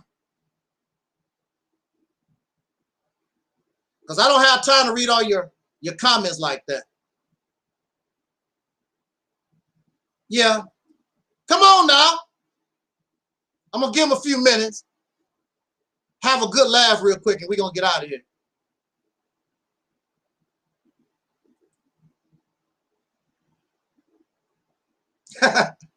Right. Come on, Cletus. Okay, here we go. How you doing there, sir? Come on. What's up? What's up? Oh my God, I'm actually on the air. My God. God don't have nothing to do with it, sir. My Lord. Lord don't have nothing to do with it. We don't do that either. Well, goddamn. How's that? Well, all right. Now, my name is Cletus, as you can see. No, you're Alquan. Come on, you can't even change your voice. Come on, Alquan. What you want? Here's the situation. In a prior broadcast, you laid it out. You said that the Mississippi campaign is something that you can just throw out there to the people. If they take it, cool. If they don't, then it is what it is. Now, you've been trying to force it onto the people by the way you say the Mississippi campaign is the only thing that's good for you. It's something that will change your lives. So the question is, this man, I disrespect to start getting up and walking and shit. I mean, this is the heightened disrespect right here. So hopefully the people, well, his few fans and those troll mods, maybe they'll hear. But you said that the people will take it or leave it. And that's as far as it's going to go. If that's as far as it's going to go, why did you keep trying to harass people into accepting the Mississippi campaign if, as far as it's going, is if the people take it in Mississippi, they do or they don't? I mean, there's nothing more to really discuss because you said you're not going to Mississippi. You made that clear. And a lot of times you say, if someone asks you about the Mississippi campaign, you defer to Maurice Muhammad, which of course is not you because he's not promoting the Mississippi campaign. So the question is, what's the whole point? All right. Well, first of all, sir, I did say that you can take it or leave it, the Mississippi campaign. I did say that because it's not up to me. We present an idea and either the people accept it, and that's for not only for me, that's for anything. Anything, anybody like Tariq Nasheed is putting out, and he wants people to support his museum. Either they support his museum or they don't. So we put something out here. Either you want to embrace it or you don't. Now, as far as forcing, I'm not forcing nobody to do a damn thing because ain't nobody gonna force nothing on me. I'm not forcing nobody. However, if you want to put up your ragged ass plan that don't work, ain't never worked, up against the Mississippi idea, yes, we're going to shoot it down. Yes, we're going to do that. Because you've had 100 years since the time of Marcus Garvey, all types of ideas, all types of strategies, all types of things that you've been doing way before 2018, February of 2018, with the inception or the creation of this plan called the Mississippi Campaign, Operation Exodus Mississippi. You had all this time before us, and and you can't get nothing going. So that's not my fault. So since those things aren't working, a wise person, instead of trying to put a round peg or a square peg in a round hole, you would think that you would try to find something different in order to get that job done. But you want to continue to be silly, continue to be insane, because what is it? The definition of insanity? To continue to do something expecting a different result. That's insanity. Keep doing the same stuff, believing in the same God, the same stuff, keep doing the same thing, but you expect a different result. That's not going to work. But I'm not here to force nothing on nobody. If you think that you're better than this idea, I challenge what you're talking about, and I'm going to show you that what you're talking about has already been done. It failed. It don't work. Now, what you need to do is revise it. But you don't see people revising these things. They're doing the same thing Elijah Muhammad did, the Black Panthers did, the Black Liberation Front, whatever, all that stuff in the past. They all stuck in the 1960s, 1940s, 1950s, you know, stuck. You're not going to get anywhere being stuck like that. And also, I want to add this. The Mississippi Campaign is created where you don't have to give up those things that you're talking about. What we're saying is bring all this under one umbrella and take your place, because, like, say, for instance, the Nation of Islam is proven to be able to maintain an educational system that was good. They produced a lot of geniuses out of the Nation of Islam. And there are other people that do have their specialty.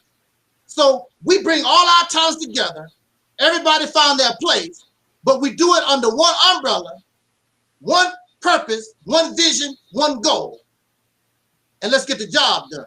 All this separated tiddlywink stuff, and everybody wants to get the credit for things. No, why don't we get the credit?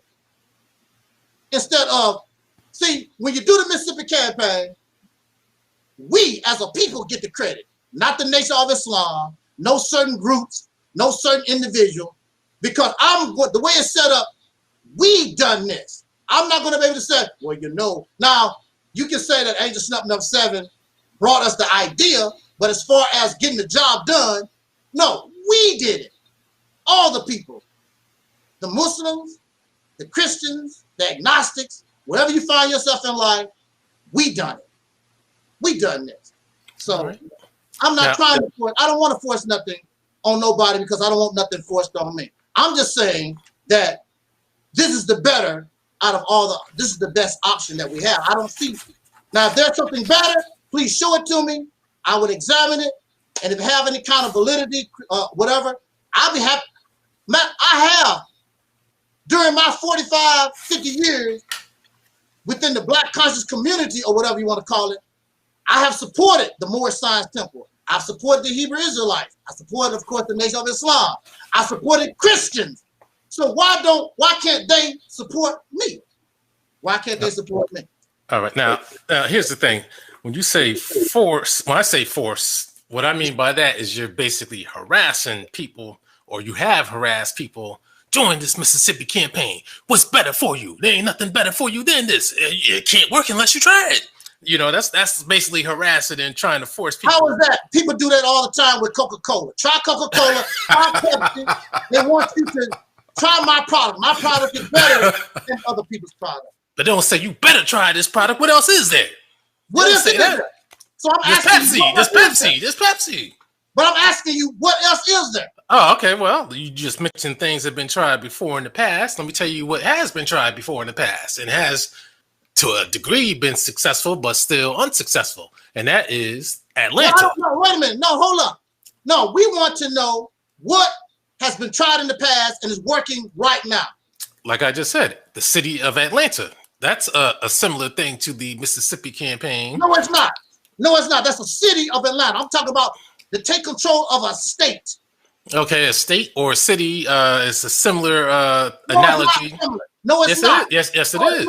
One is easier. One is much easier than, if I wanted to do a city, I could have started with East St. Louis, Illinois, which is 95% black. I don't want a city. That's too little. You have to start city by city. You can't just go into Mississippi and take over the state. Nobody knows who the hell you are. Impossible. Yes, you can if you got the numbers. See, because you don't know what to do. I know what to do. Well, if you knew what to do, how come it's not in progress if you know what to do? Because people like you won't help. Oh, why do I need help? You're the master. No, I'm not a master of anything. And plus, that's not my job. That's not my job. How's it not your job if you're the one proposing it and trying to force it down our throats? I'm not trying to force nothing on nobody. Again, if the people feel that's what they don't want to do, then so be it. But when they say so be it, then you say, you people need to do this. You people need to help us. We got to do this. You can't do it unless we try it. But see, you're not trying. You haven't tried it. Right. But people have tried it in Atlanta. They tried it in Detroit. No, they have not tried it in Atlanta. Okay, explain to me what they had not done in Atlanta that they could do. Atlanta is a city. They have not tried to take control of the city. There's no vision. There's no purpose. There's no goal. There's no unity in Atlanta. But it's black rule for the most part. No, it's not black rule. White folks rule Atlanta. No, I said for the most part, representative. No, there's black faces in certain positions. Right, and that would be the case if that would be the case for a Mississippi campaign. That would be the case for a Mississippi campaign. But my point, let me make my point. My point is that even with Atlanta, you have black people that have made money in Atlanta, but you also have still high. But listen. Let me explain what I'm talking about. But we're not talking. Look, you don't understand. I do understand. It's just that you don't want to listen to anybody but yourself. I'm not going to listen to you. Right. A city. I'm talking about taking control of a state. It's the same analogy. It's not the same. Yes, it is. It's taking control of something. But my point is not even about that. Listen, this is what I mean by forcing. A grown man, no, you're not listening because you're not listening. I'm trying to get it out. How are you going to explain something that I didn't even finish talking about? You're not listening. You're not listening. There's a difference between a grown man and a boy. There are similarities. One is grown, one is a child. Right, I understand that. You cannot compare a state to a city. Can you listen to what I have to say first, and then you can explain yourself? I've answered one question. That's it. City can't take the heat. The man can't take the heat. If you can't dish it out. I'm talking about taking control of a state. And you can abuse women, but you can't stand up to men. No, I sure can't. No, you can't. This man is cowardly. This man ain't no leader. Oh, that's right. So, anyway, I just wanted to play with him for a few minutes. We talking about taking control of a state, and this cat keep talking about a city that black folks don't run. Black people are managers. Black people are managers in these cities. That's all they are. They don't control nothing. They have no vision. They have no plan. They have no goal. They have nothing. Hey, how you doing there, Jeffrey?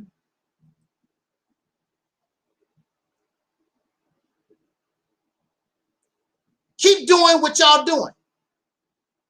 Why you keep bothering me? Exactly. I'm not going to argue with you about a city that we don't control. Those black people don't control no city. We talk about take control of a state. We're not talking about managing anything. We want to make our own laws.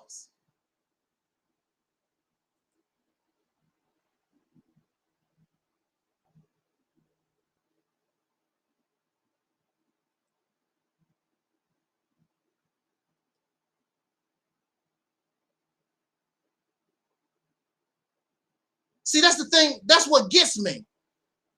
These folks think small.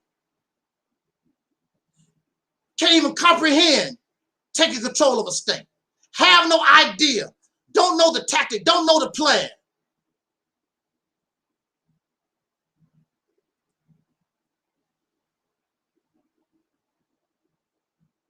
They're not on our level. They have a slave mindset. We are gods. We're not servants. Absolutely. Alquan, you are entitled to your opinions. And I entertain your opinions. You cannot compare a city to trying to take care of a state. And we do not control Atlanta. We don't control any of these cities. We're just management.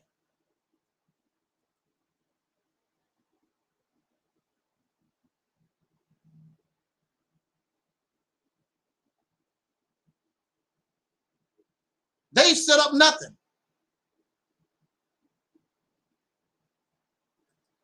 They've done nothing.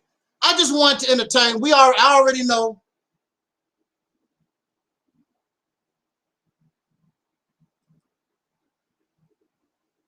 What, you know, and why are they bothering us?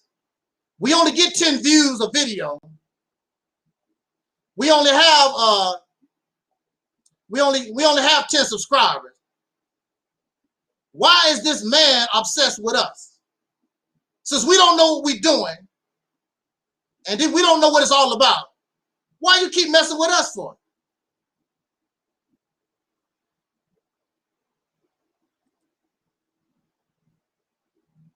Yes, they definitely have the slave mindset ingrained in their abused-minded, hard-headed minds for their massa, their daddy of society.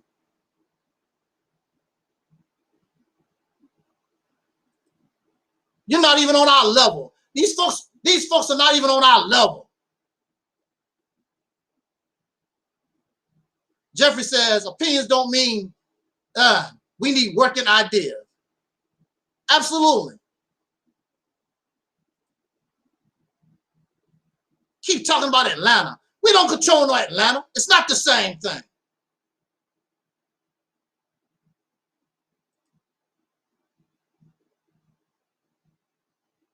It's crazy stuff. But this is what I mean. And this is what our talk was about today. Don't talk about God. Become a God.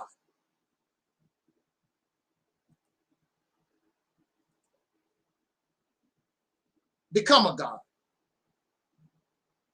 So on that note, we're out of here. Check out SNIFFY at 8 p.m. Put down your comments. I don't know if I did a good job with SNIFFY this time or not. Y'all let me know. I might have to go into hiding after this latest SNIFFY episode. But it's up to you. If you want SNIFFY to keep coming back, I'll bring SNIFFY back. If you don't, I have to let SNIFFY die. On that note, thank you again. Thank you for allowing us to a little bit of your time. Thank you so much. Thank you to the deacons, Jeffrey, the deacons, Jeffrey, Mello, and those in the chat room, those who are listening, and those who will be listening to this broadcast later on. And when I know it's Alquan, I think I'm not going to mess with him no more. I'm not going to mess with that cat, even for laughs. I'm not going to mess with him no more. I'm not messing with Alquan no more. If you see me mess with Alquan, and we know that it's Alquan, please kick me in the face. We're not going to mess with that. Let him keep doing whatever he's doing in Atlanta. Whatever he's doing. You cannot comprehend what we're talking about. You're not on our level. Nobody is on our level. You have all this scholarship and knowledge, but you don't know how to apply it. Right, it's a little entertaining.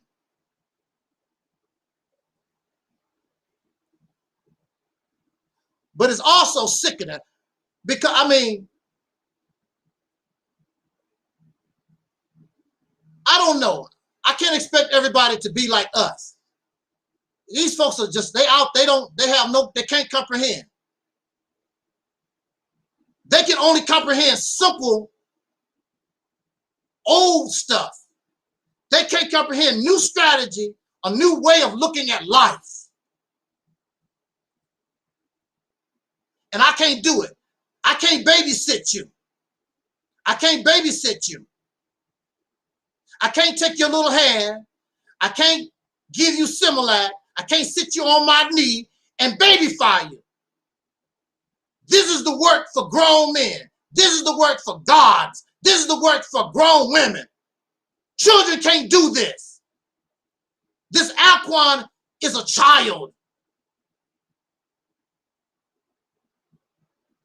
He thinks he's some kind of aboriginal or whatever. Living out there in La La Land some damn where. Fiction and fantasy. We don't do that here. He has all this knowledge, but can't apply a damn thing. Right, he's our devil's advocate. Absolutely. And I'm a grumpy old man. I can't, it's hard for me to be patient like I used to be. I can't do it no more. A few years ago, I could tolerate that type of stuff. I'm too grumpy. I can't do it no more. Either we gonna do it. Either you're gonna do it or you don't. If you're not gonna do it, take your happy ass on. I'm not trying to convince you to do a damn thing. Keep doing your thing.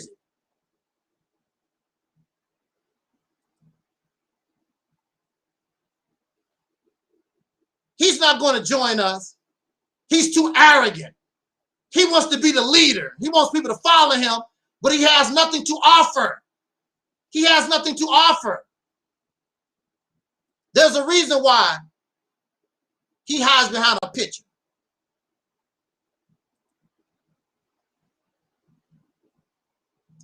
But anyway, on that note, let's get out of here. Enjoy the rest of our day. Again, thank you to those in the chat room. Even thank you to Alquan. Thank you for those who are listening and those who will be listening to this broadcast later. I am open to those who can talk like they have a little sense. I can't talk to this troll. We've been dealing with this troll for years. I don't know why this person just don't go on and handle their business. Go do you. Why you keep messing with us for years? Go do what you feel you need to do. That don't work. That don't work.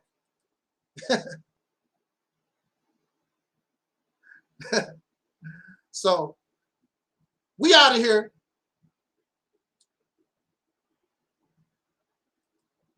Again, our autobiography. Probably so. Probably so.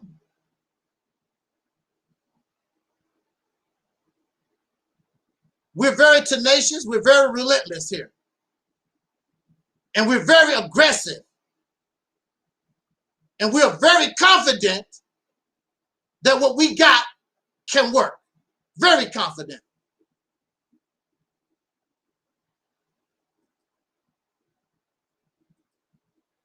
Nope.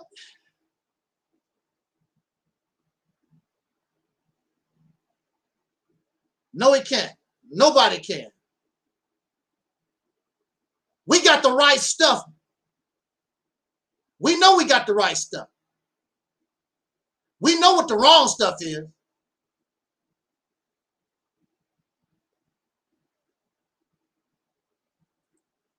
Oh, there goes Sister Ann. Well, we're bringing this to an end, so Sister Ann, Nana. We've been on the air since 2:30. We got 2 hours and almost a half in. We even had a visit from from Alquan, the faceless troll.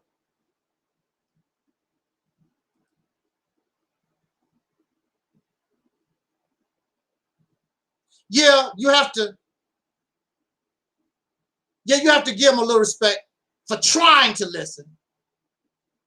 But these guys are caught up. They're caught up in the past. And they are racist in their mindset. He's a racist in training. He has a racist mentality. And that's another reason why he can't comprehend what the Mississippi campaign is all about, because he's a racist. Gay Nollywood Jr. is a racist. And a lot of these folks, they're racist in training. That's why they can't comprehend. They also cannot see the future. They're not visionaries. They want what they want when they want it. And that's not how life works. You put something in motion, and then you might not see it become a reality. You'll be dead and gone. But what you put in motion, if you do it right, it will become a reality. That's why we live in the United States of America. This was an idea. This was a vision. And most of the people that put it together did not live to see all this.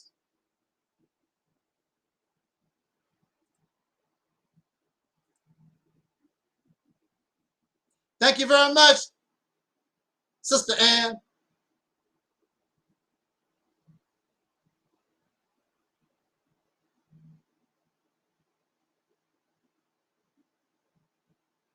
Now, I don't know what this is. I gotta get rid of this here too.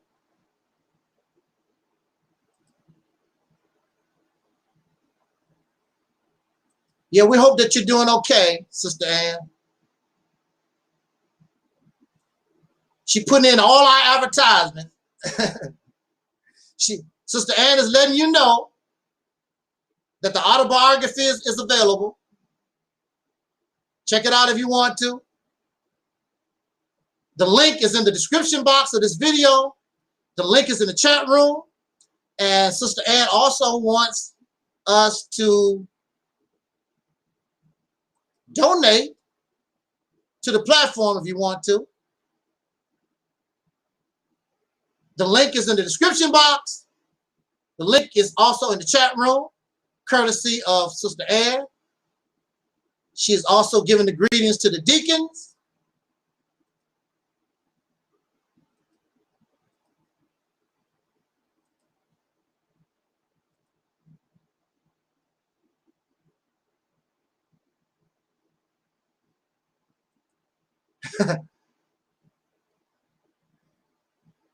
That's good news. That's good news, Sister Ann.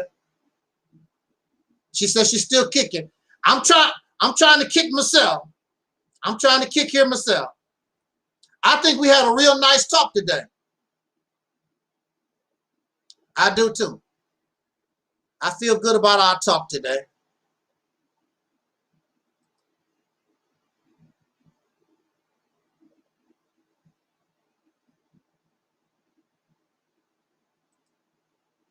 Put in your comments real quick.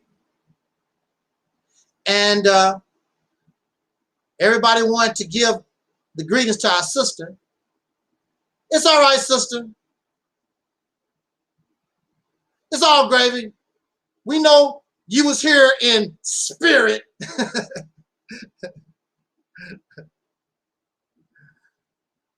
Of course, you can watch the rebroadcast. And again, we got SNIFFY Johnson at 8 p.m. right here on this channel.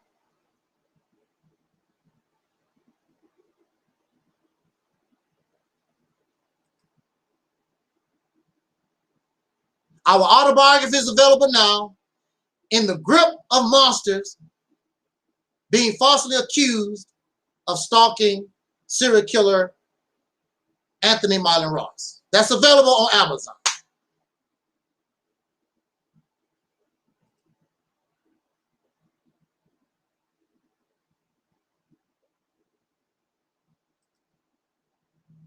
You don't have to apologize.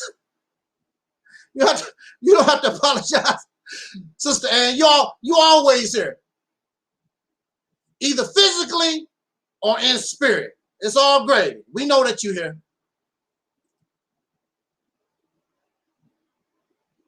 Yes, we are. We're much better without a whole lot of folks. I feel better.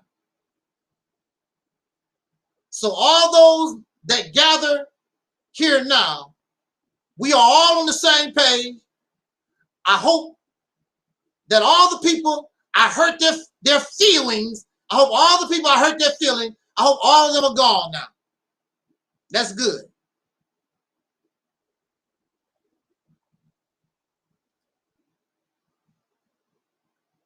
Yes, yes, Mello.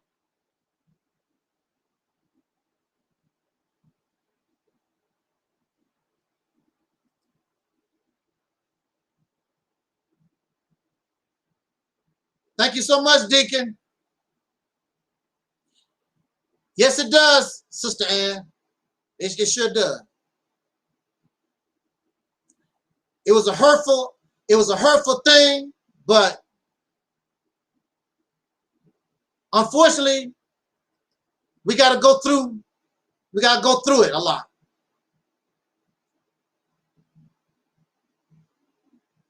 That's just life. That's just life.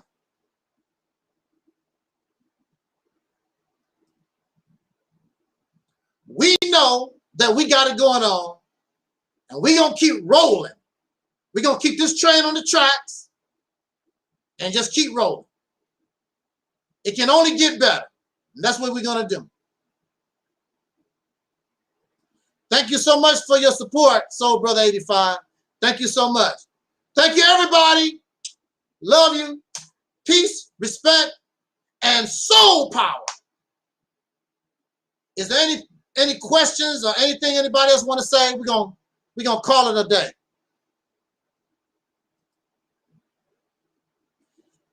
And make sure you let me know what you think about the latest SNIFFY episode. I don't feel real good about it, but that's because I'm a perfectionist. And I don't really feel that. But I mean, it might be all great. It's all good. I sure will. As long as I have life, I'm going to keep this train on the tracks. And don't forget, our brother Taalik, he's going to be there with me. Keep this train on the tracks. Unfortunately, he couldn't be with us today, but brother Taalik is with us.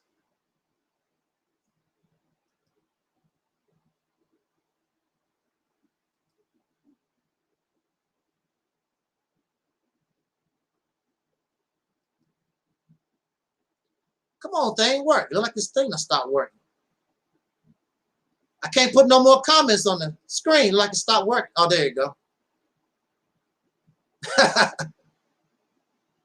I don't know. I don't know.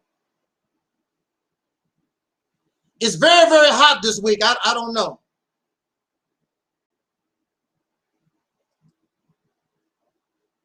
Sister Ann says she don't like SNIFFY.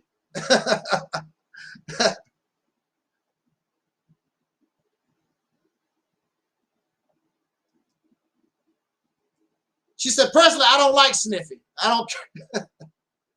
Why you don't like SNIFFY? You don't do no coke thing.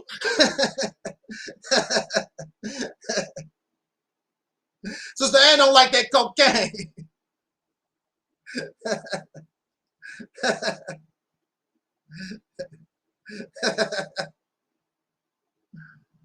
Woo! Supposed to be like almost 100 degrees all week long. My air conditioner is catching hell, so I don't know. I don't know. like they say in religion, if God calls me to talk to you, I will come.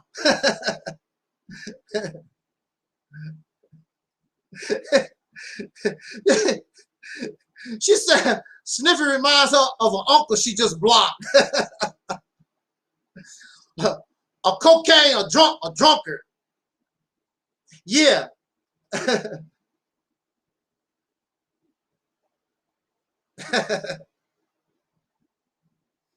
Yeah, so I enjoyed the live stream. And even though a lot of folks showed up a little later, but it's all gravy. I enjoyed the live stream.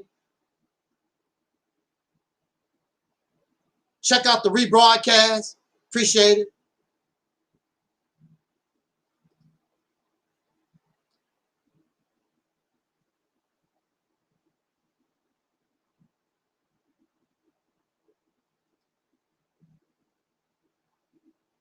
Okay.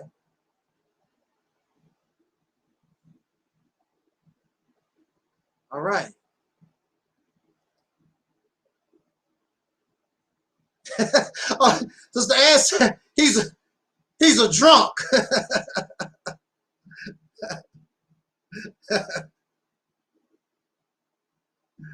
Well, Sniffy is just our comedy relief, just somebody, a character to play with, that's all. Have a little fun with, that's all. 2.5 hours in, we're done.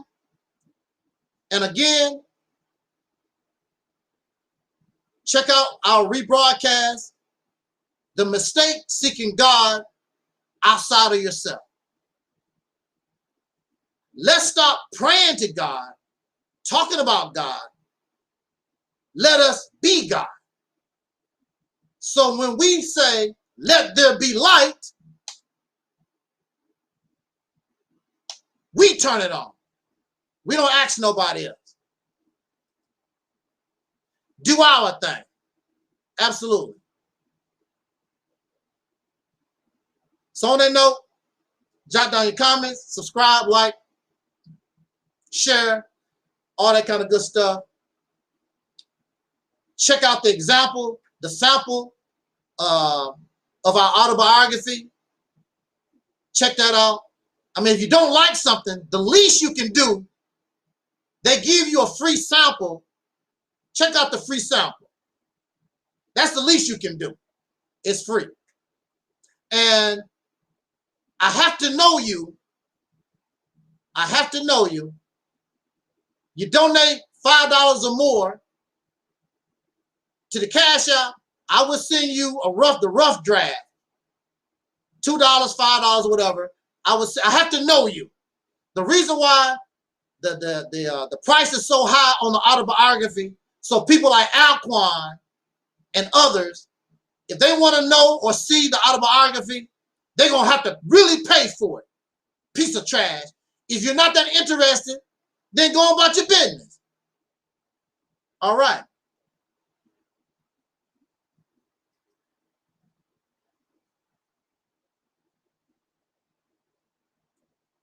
Okay.